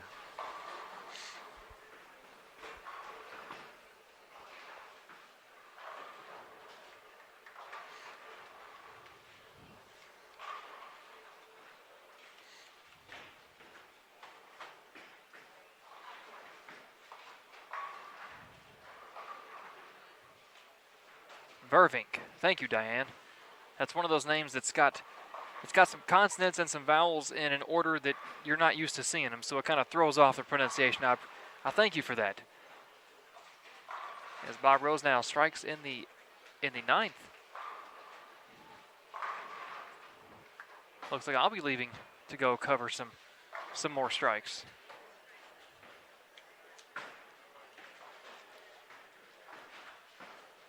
Yeah, unfortunately, we don't have the bowlers turn in an entry with their phonetic spelling. We probably should for some of these guys. Rose now not the only one on his pair striking. Derek Williams opened the game with a split, put 7 strikes on the back of it, and as soon as I start talking about him, I think he got a 6 count. Yes, he did. A 6 count in the 9th. But Rose now still on front 9. One bowler ahead of him left, so we'll give it a minute before I head down there. Luckily, it's not too far.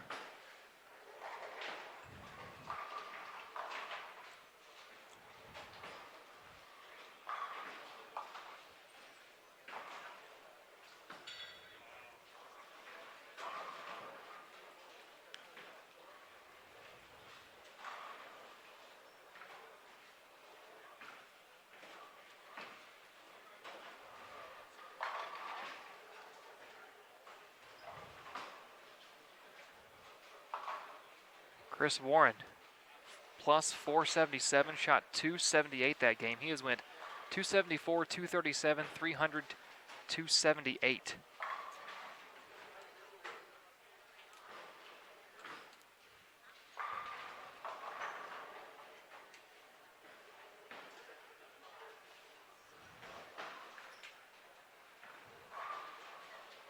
Razor, I like that. Bob Manini up over on lane 11 on the front 9. Aaron down there in the pit area with the phone out. Backswing release, ball's off his hand. Doesn't like it. High flush 4-pin. So his run at a perfect game is over. He was plus 47 coming into this game. A 300 would have went a long way towards getting him up near that cash line.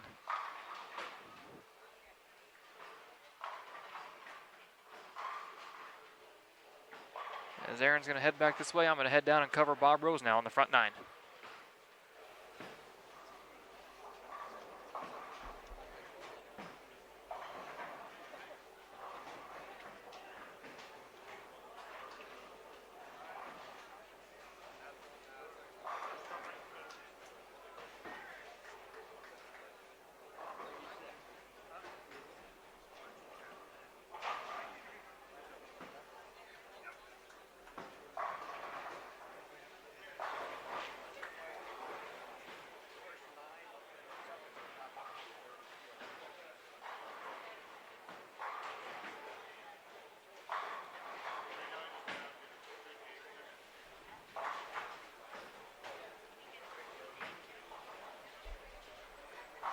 All right, folks. Brian over on, where were we at for that? 9 and 10, 11 and 12.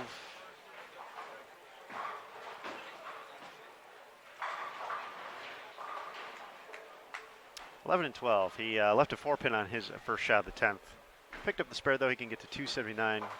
Chris Viale can get to 268 this game. So, bombs away here on a Thursday at Samstown at the USBC Senior Masters. Go get you some pins, Burn squad. Lenny's going to be in the 250s here with one more strike.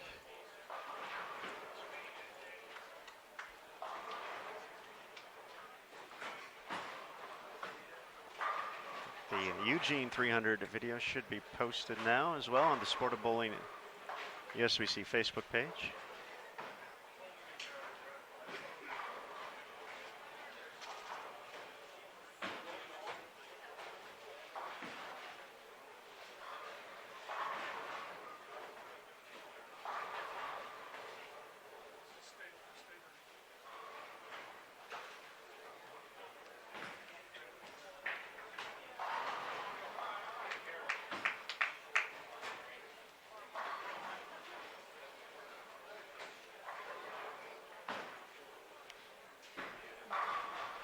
Let's see if I saved the photo from yesterday that I took while Brian LeClaire was making his run.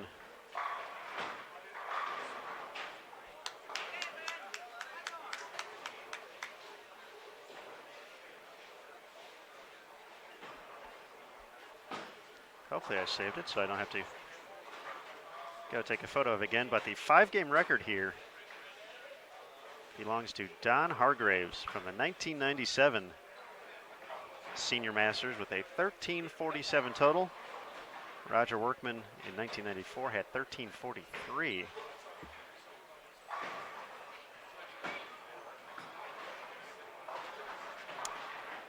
As a note, neither of those players went on to win that year. Those are the 5-game round records.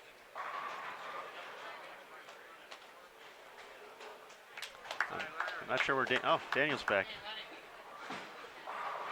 278 finish for Brian Manini. 257 Lenny Borsch. Flat 10, Bob Rose now. Oh, Bob.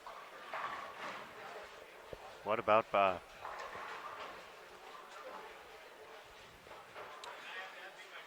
Overheard Chris Warren talking to a couple of our tournament officials who he's friends with or friendly with, and he has a goal for this last game.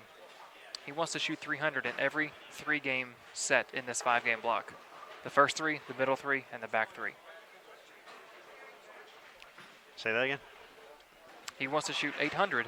Oh, 800, okay. For each 3-game block. The first 3 he shot 811. The middle 3 he went 237, 300, 278. Mm-hmm. All right. On what day was it? Practice day. Chris came into the tournament office, myself and I think Damon Sirocco, our tournament director, were sitting in there. Chris came in to chat for a second, and they started looking at the trophies we have on display out there for not only the senior Masters title for winning the whole thing, but the round leaders. There's a trophy for round 1, round 2, round 3, and then for the overall qualifying leader. And Chris kind of took a look at him. He's like, you know what? Those are pretty nice. I think my wife would like one of those. So Chris is currently putting himself in position to take one home to Oregon. Where's he gonna? I'm curious if maybe we're gonna see him. Let's see. There's. Oh, let's go. 21 and 22. This game? Yep. Yahtzee. Business is about to pick up. Has anybody told him about 21 and 22? He's Chris Warren. He might have won on this pair last year. And if that's the case, that means he averaged about 250 on this pair last year. So let's see. I know a place I can look this up at. Uh-oh. This is too much fun. Yep, it was 21 and 22 last year.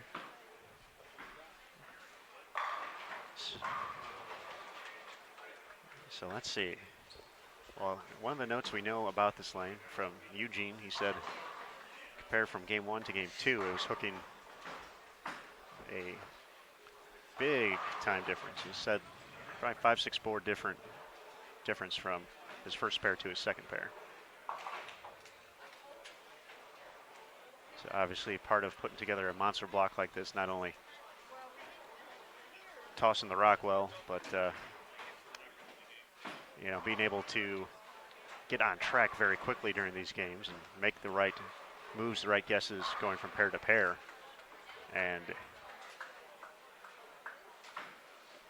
Chris has kind of done that so far. Speaking of Eugene, he needs to punch the 10th for 227 to maintain his, to take over the tournament lead from Norm Duke and maintain his lead on the squad over Chris Warren.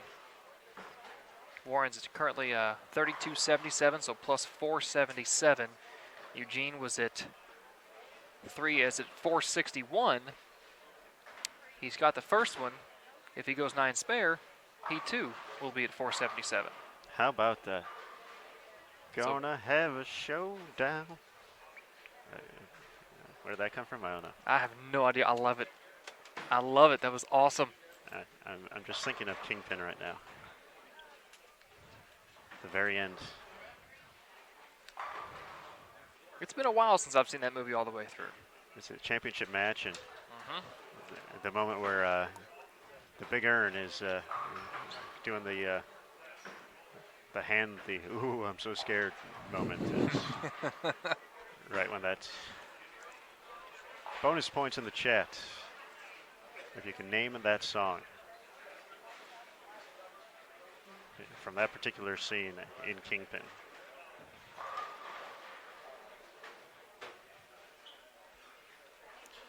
I feel like I know it, but I'm not. I'm going to look it up to be 100% confident. But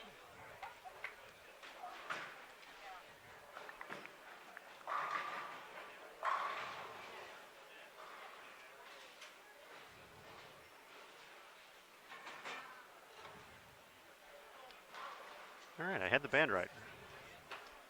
I'm happy about this. So what did we say? Chris had 811 for his first 3. Was it 278? 278. 9, 8. So he's 289 over for this block. The all-time 5-game record is 1347. My favorite part about this is I'm doing it with one of the tiny, like, old timey pencils.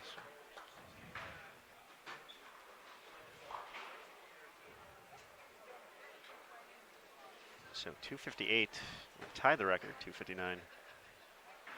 Let's set the all-time 5-game record for this particular event. Just out of curiosity, I looked up the all-time 5-game series USBC record. And I think, unfortunately, that 237 put the kibosh on that, because he would need 337 pins this last game to get the USBC 5-game series. But the fact that you're going into a last game of a block and you would only need 337 to break a 5-game series record, which was, I would be willing to bet that 1426 shot by Keith Glasgow in April of '07 was probably on a house shot. It's just a fair assumption to make. The fact that you'd be bowling on something like this and be talking about numbers like that is astronomical. All right, we're going to be ready for game number 5 momentarily here. Looks like they're already getting started. Brian Leclerc, who had the big day yesterday, is going to be on 17 and 18. But our competitors making their way. Chris Warren's got his bowling ball. Hopefully he doesn't take any others down there, because I don't think he's really needed any others this block.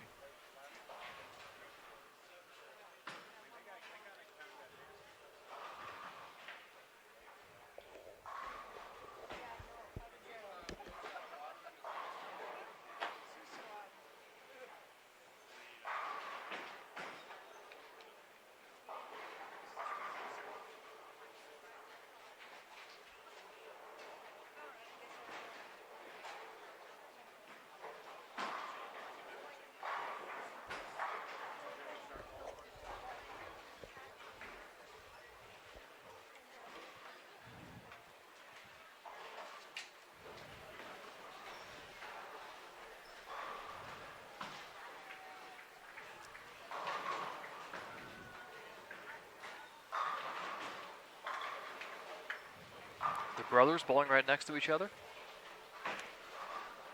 Butch and Chris, yes.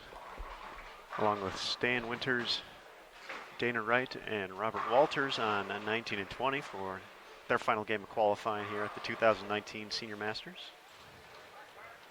So we have Mark Abraham joining Chris Warren, along with Michael Smith and Don Harrington. Don was at the cut number heading into this round at plus 164, one of the 3 players at that number. And he improved his number. Let's see, he's at plus 210. Yep. All right, there we go.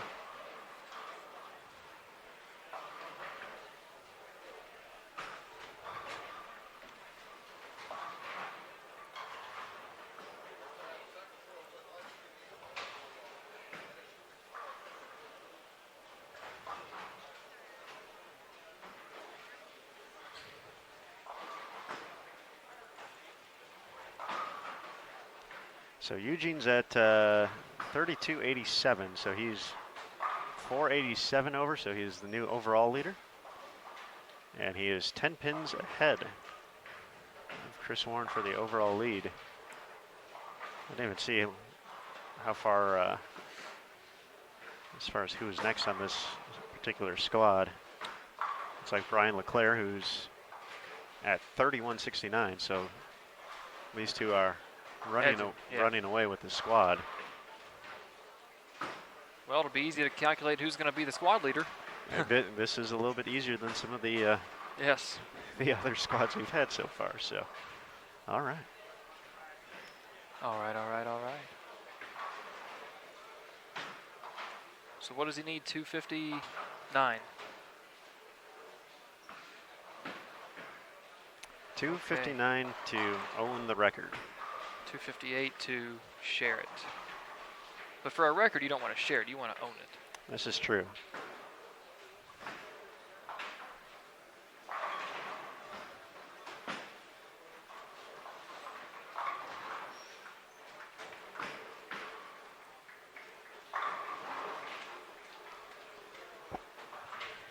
Well, here's the good news, though, for Chris. I didn't know there was any bad news. Well, you talked about his triplicate set for qualifying. His first 2 blocks, he was 94 over for each of them on the fresh and on the double burn. Correct. He is, if he shoots 5 this game, not 105 or 205, if he shoots 5, as in 1, 2, 3, 4, 5, he will match that number. I'm going to guess he's going to surpass it right here. This is a bold prediction. If he gets 5 on the first shot, I'm going to laugh at you. I don't think he's going to, by the way. Let me put it out there. But Eugene did say this pair was drier. And all Chris gets for that is a 9-pin. So there you go. And there goes the triple pit.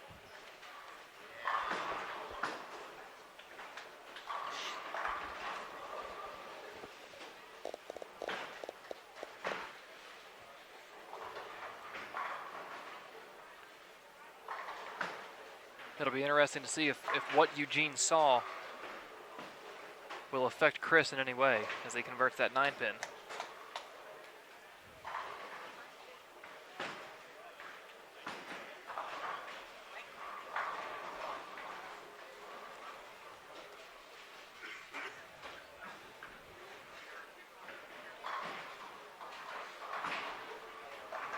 I have to admit, it's been kind of a blur the past 2 games with Aldi.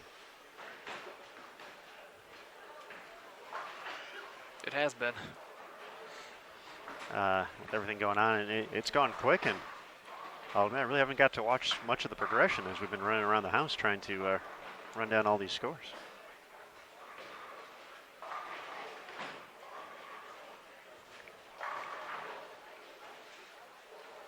Following that chase for the lead, Eugene McCune opens up this game split. He opened on that frame and then struck in the second frame. Way down on 53 and 54.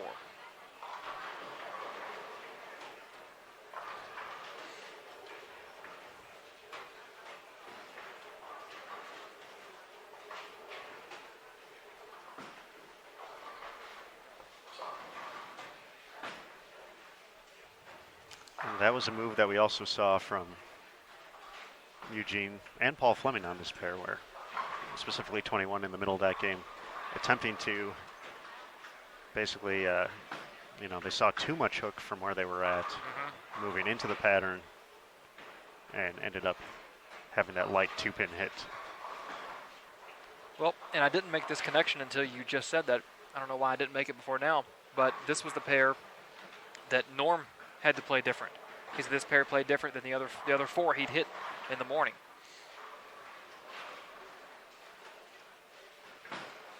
So potentially something that's happened on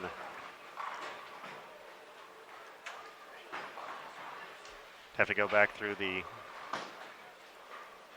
excitement or try to recall who was there to start the day. We could technically do that. It's on the archives here. A little more surface to start. Chris is 2 for 2.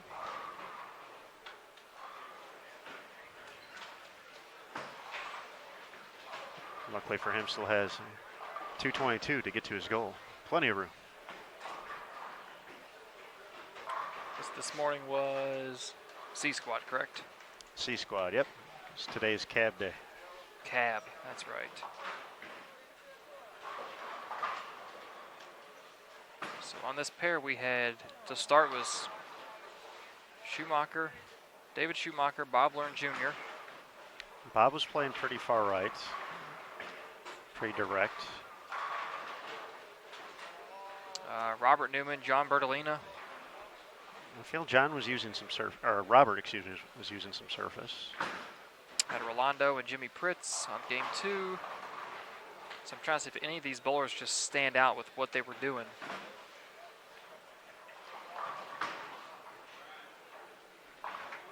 Dan Peters, game 2. He's lefty, though. It doesn't count. Sorry, Dan. No offense.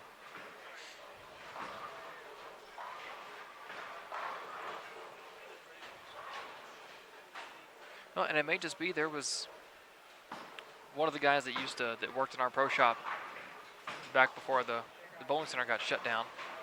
He swore up and down for the 20 years we were in that bowling center that 9 and 10 was the worst pair in the house. There was something about that pair. I never saw it myself, but he swore up and down that it was the worst pair in the house, that it just broke down incorrectly compared to the rest. At Dixie Bowl in Louisville, I hate 5 and 6. It tightens up for me down lane where others don't see it. And sometimes bowling centers just have that pair that, for whether it was the install or something about the topography, and as stupid as this may sound, the airflow through the building. I mean, there's reasons that pairs do that, and maybe this is that pair in this building. I mean, you throw in kind of the over-under motion we're seeing with these guys with the sidewalls on 22. They were kicking the 3-pin off. We haven't seen it this week. We haven't, no. We've seen a lot of different style players with different entry angles and ball speeds and rev rates on this pair throughout the last 10, 20, 30, 40, 50 games. See if Chris can recover from that. Well, what was a 7-9 standing, 7 went out late. I don't know if he moved on 21 that resulted in the 2-pin or not. Good adjustment, gets the strike. He and Eugene tied so far through 3 for max score. Eugene with a 10-pin lead? 10 pins, yep. Overall? Okay. Looks like it's updated here on site. Let's see if we got the... Still not online yet, but... New cut number. Oh, we're moving on up. Plus 191. Jumped up 7 more.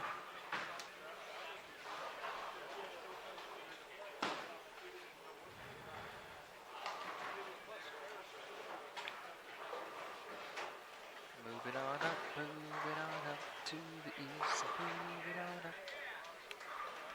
I think this is closer to the east side of Las Vegas, so It is. that would Like northeast, maybe? work, I suppose. Michael early for bagger. He started this game at 138 over, so this is a Big. very advantageous start.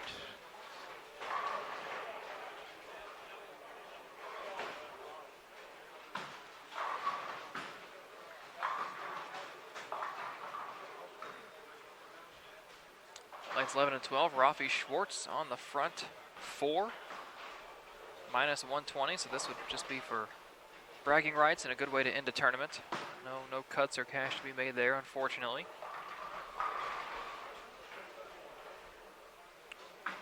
Tony Arbo right next door on the front 3. He's at 177 over.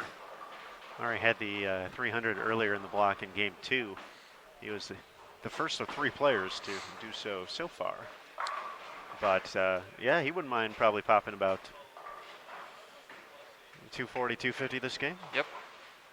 Don Birkenthal, a couple lanes down, 31-32, front 4. He's minus 5 overall, so again, another guy just bowling to finish out strong for some personal bragging rights and maybe get a social post out of it.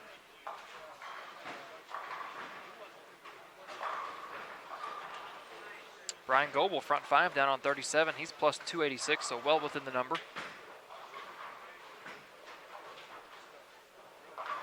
Paul Renteria, front 4, a little further down. Tom Adcock, front 4. He's at 140, or he's at 349. Sorry, math. Come on, math.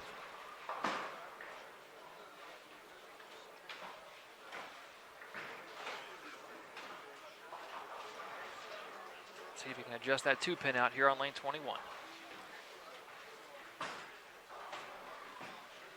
Oof. Oh. All right, well.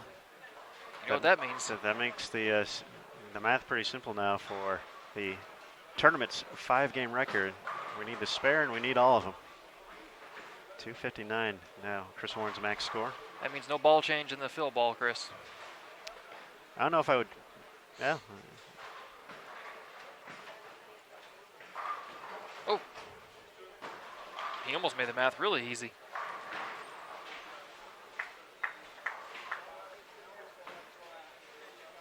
Just as a random note, I'm looking because Damon mentioned Parker having a 13:08 block here, so I'm just trying to verify that. And for 15 games in 2016 here. Oh my word! 1258, 1168, and 1286 for Parker for 712 over. A nice 247 average for 15 games. Oh my word! Let's see, 2017. Parker also led. Man. What did we say the number was? 7-12.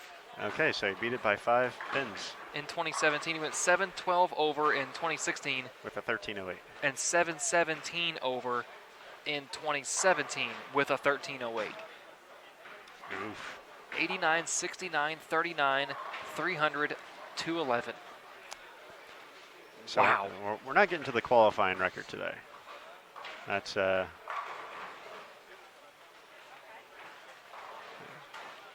just not happening, but that's okay. So,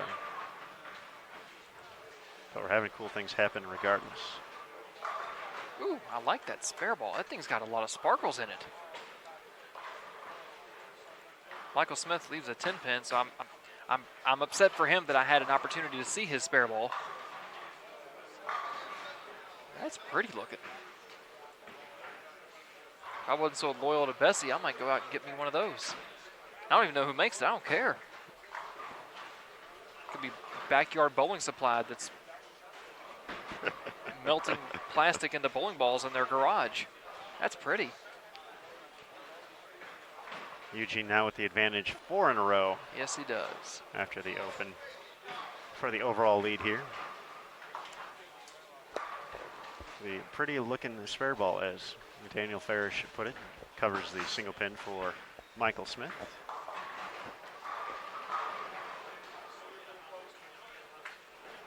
Yes, I feel this has been the least chaotic round so far for knowing who our tournament leader is going to be. I would agree.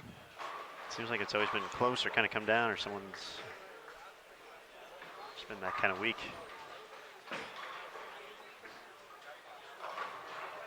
Well, Eugene with a 30-pin advantage, overall advantage. Right now, as both bowlers are 5 frames through the final game.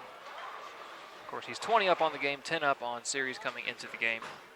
Tony now up to the front 5, one pair to our right. Had the front 9 yesterday. 300 already today.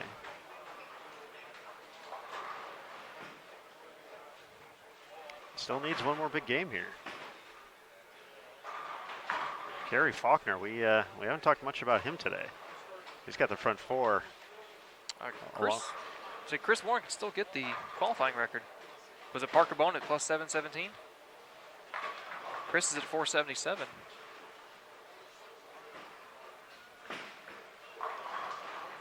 .259 puts him at plus 736. Let's see. Just head it up.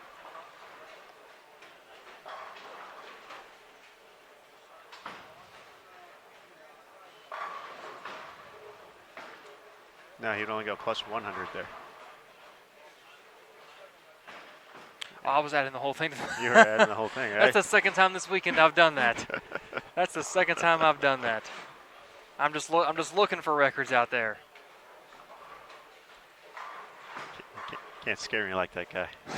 Can't scare me like that. That's what happens when I don't get my coffee. You and your coffee. Me and my coffee. Yeah, Gary Faulkner just plus 4 through the first 3. Scores are updated now through 14 online for our A squad competitors.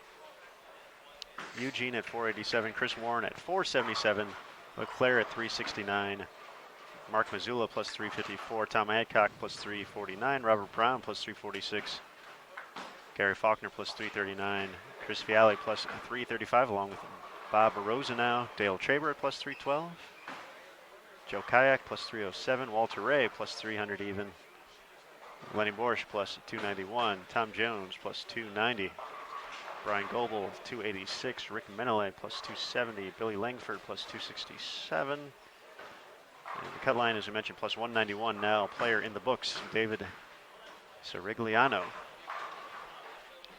Still ahead of the number at the moment from A squad. We have Corbett Austin, Takeo Sakai, Warren Nelson, and Don Harrington, currently on our feature pair. Rick Minier, Kurt Rasnick, and Eric Forkel. Just outside the number, as we mentioned, Tony Yarborough. He has the front 5, Doug Hayes, Mark Williams, Richard Strath, and Randy McComber. Dana Wright, Junichi Yajima.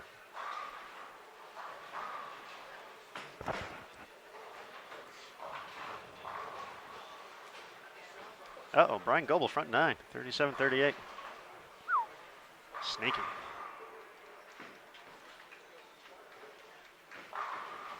And pair bowling a little bit quicker with just 3 on a pair. Paul Renteria, front 6.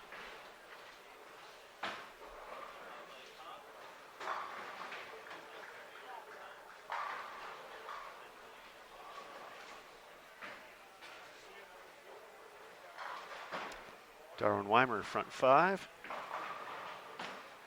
Eugene, 9 spare in the 6th, though. His max down to 258.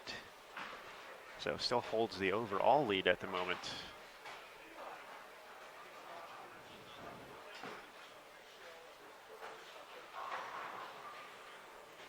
Michael Smith keeping it going. Max out 268. Tony Yarborough did get number 6.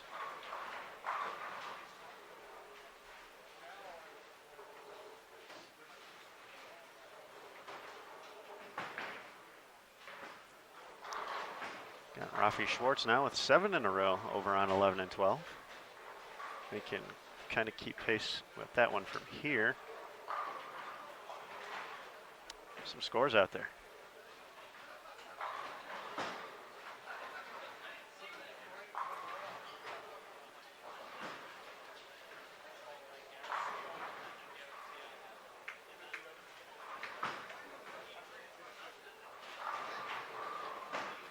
Don, big bounce back after the open frame in the 6th.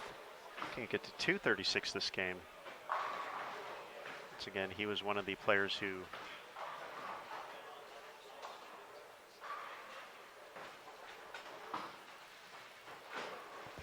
was just inside the number, so any improvement he can get. High flush 4-pin in the 10th for Mr. Goebel. I know we had some other 6s and 7s that were out there, didn't we? Rafi's up to 7. Okay. Over to our left, he's actually up for his 8th frame now. Darwin Weimer down on 52s on front 6. So is Gary Faulkner on 33 and 34. Holy moly. No, I was going to say, hey, another front 9, but that's Goebel hasn't updated yet.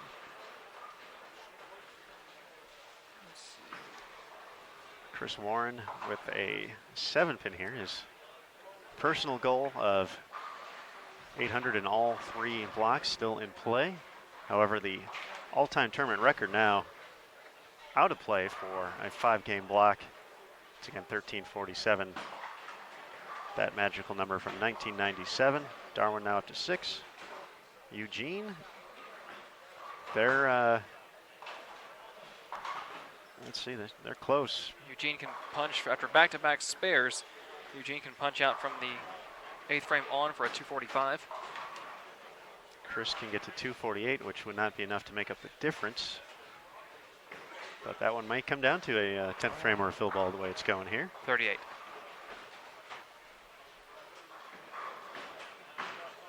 Yeah, 238 for Warren. 38. So still a 27 or 17 pin lead. Yeah, 27. Yeah. Looks like Rafi did not strike in the 8th frame.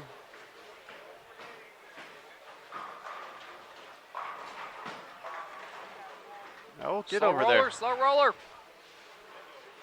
And puts him at a 248 max for Michael Smith.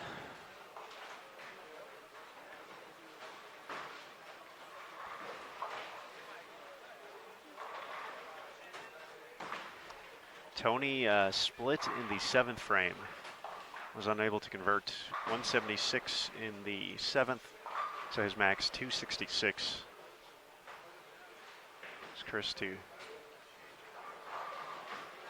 keep the pressure on Eugene, even though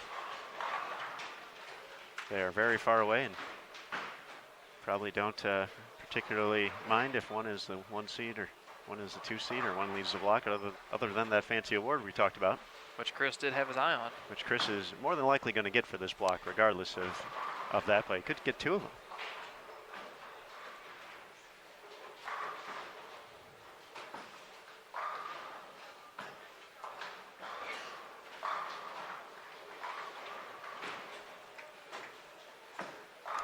Faulkner up to 7 in a row.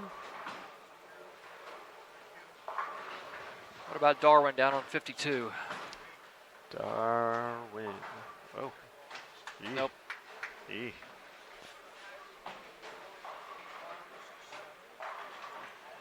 Some rough games out there, though, too. There's a couple. Richard was right around it, too. He was within the firing range of making a run. Darwin, 9 spare in the 7th. So it looks like Faulkner is our final competitor.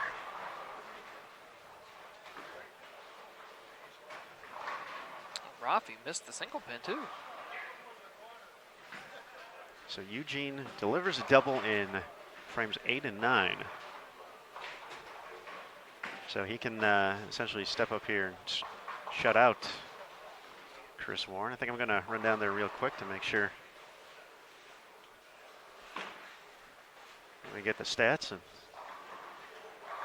see if I can get back in time to see the end of this. Let's go.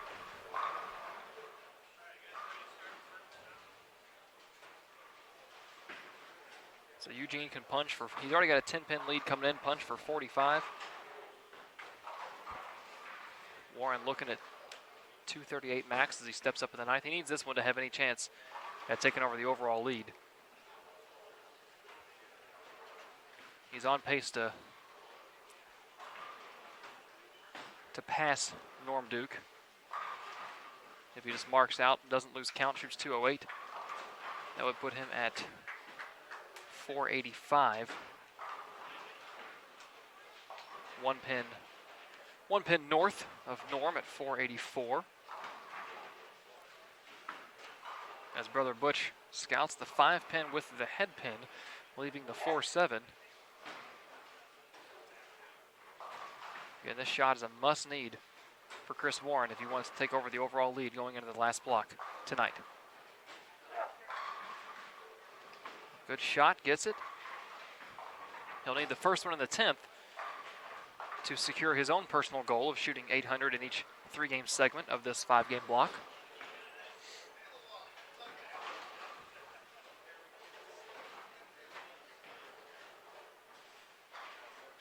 And Eugene's going to need a double. No, just the first one. Just the first one puts him in the 230s. Warren is at 38, down 10 pins going in. So Eugene just needs the first one to clinch the lead with 1 block to go. And as we talked about, the bowlers on B squad that will be coming up this evening, Blaine Winninger, the highest at plus 310. Next closest, John Congro at plus 296, so 14 back of Blaine. And you've got Ron Moore down at 281, 15 behind Congro, and 29 behind Blaine. And then it's quite a ways back to Ryan Schaefer at plus 234. So as it stands right now going into tonight, it should be pretty easy to determine who is going to be our overall #1 seed going into the bracket tomorrow. With that being said, there's nothing to stop Ryan Schaefer from popping off a 250 set, plus 250 to jump up into that 480 range. These lanes are obviously holding up very well, so that number is out there.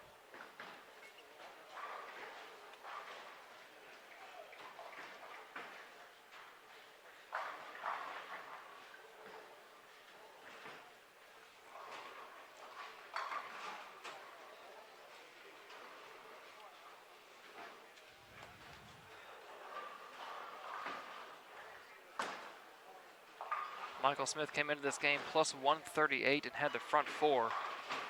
But since that 4-bagger to start off the game, and yes, it's a 4-bagger, Carey has not been kind to him. Single pins on 4 of the last 7 shots. Only caught 1 double after the opening 4-bagger. He'll be at 237.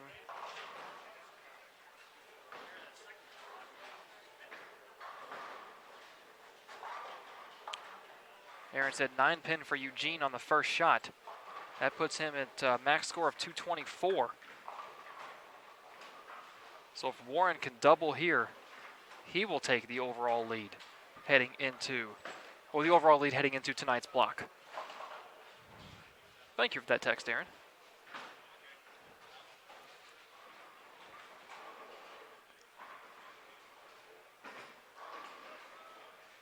Oh, that ball pushed long. He circled it. Yeah, he didn't. It wasn't good off his hand. Well, that's going to give it to Eugene.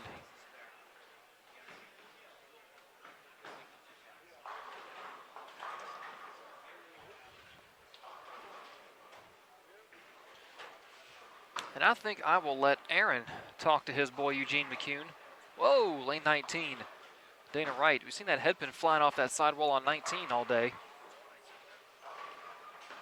As it takes out the 10, and something else took out the 4, a late 4-10 fall. Granted, it was in a field ball that puts Dana at plus 150. Definitely going to be south of the cut line, probably going to be south of the cash line. I don't know if Aaron covered it after game 4. Cash line was down at plus 172. That was Jim Montgomery, who fired off 300 yesterday. Warren does not convert the 2-4-10. That puts him at 203. Plus 480 overall. He indeed does not pass Norm Duke. So he will be solidly in third heading into, with B squad left to bowl tonight.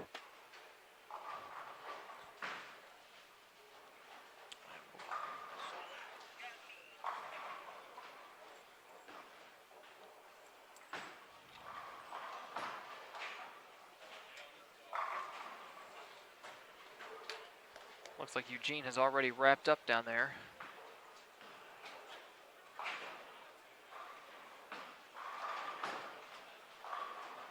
Yep, their scores are off of live scoring. So assuming he converted the single pin he left in the 10th, he will take over the overall lead over Norm Duke, who was at 484. I believe that would put Eugene at 224 on top of his plus 487. So 24, that puts him at 511 unofficially with one block left.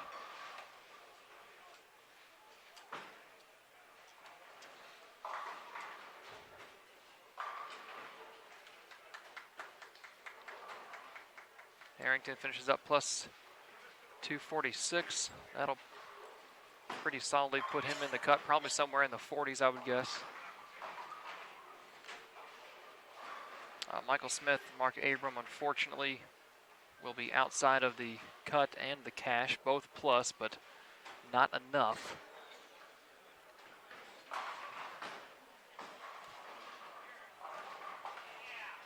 Over on 19 and 20, Stan Winters going to finish at 120 plus, not enough. Marshall Warren will be minus for the tournament. Dana Wright 150 over. Was at 164 coming into the game, needed probably 240, 250. Had an open, never caught a double, 184. And the last bowler, Robert Walters, will finish minus for the tournament as well. Aaron is back, and I think we've deduced that Eugene is going to be the tournament leader. 5-10, okay.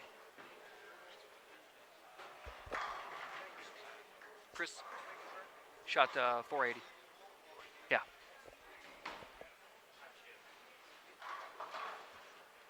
So Eugene spared the 9-pin, and then got 9 on the fill for 510.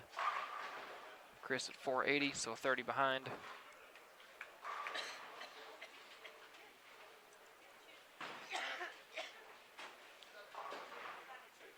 Tony Yarbrough going to shoot 231 this game, get up to plus 208. Oh man, splits in the 7th and 9th. Could be what ultimately cost Tony. He did fire off a nice 300 game 3, I believe it was today. Oh, he was game 2. He was game 2. Because Chris and Eugene were game 3. Tony's going to be plus 208. 2 splits in the 7th and 9th this last game. Over the course of 15 games, you can find pins anywhere. But you always look at you know, most recent, what have you done for me lately? And what Tony did lately, unfortunately, was give up some pins that last game. on 2 pretty big splits on the same lane back to back.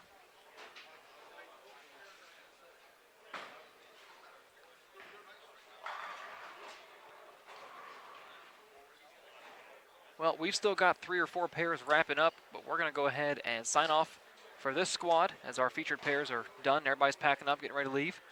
Unofficially, Eugene McCune is your tournament leader at plus 510.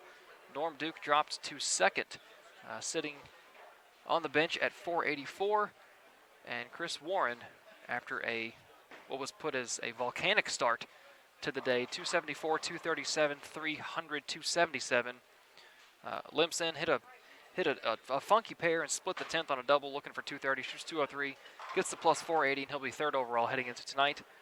We will be back in less than an hour, 4 o'clock local time, 7 o'clock Eastern Standard Time, as B Squad takes on the double burn. And some of the names at the top that we'll be looking at right there, Blaine Winninger comes in at plus 310, 200 behind where Eugene is right now. John Congro plus 296, Ron Moore plus 281, and then a steep drop down to the 4th bowler on B Squad at plus 234, and that's Ryan Schaefer. So we'll be back in less than an hour. Stay tuned. You're watching Bowl TV, where bowling lives.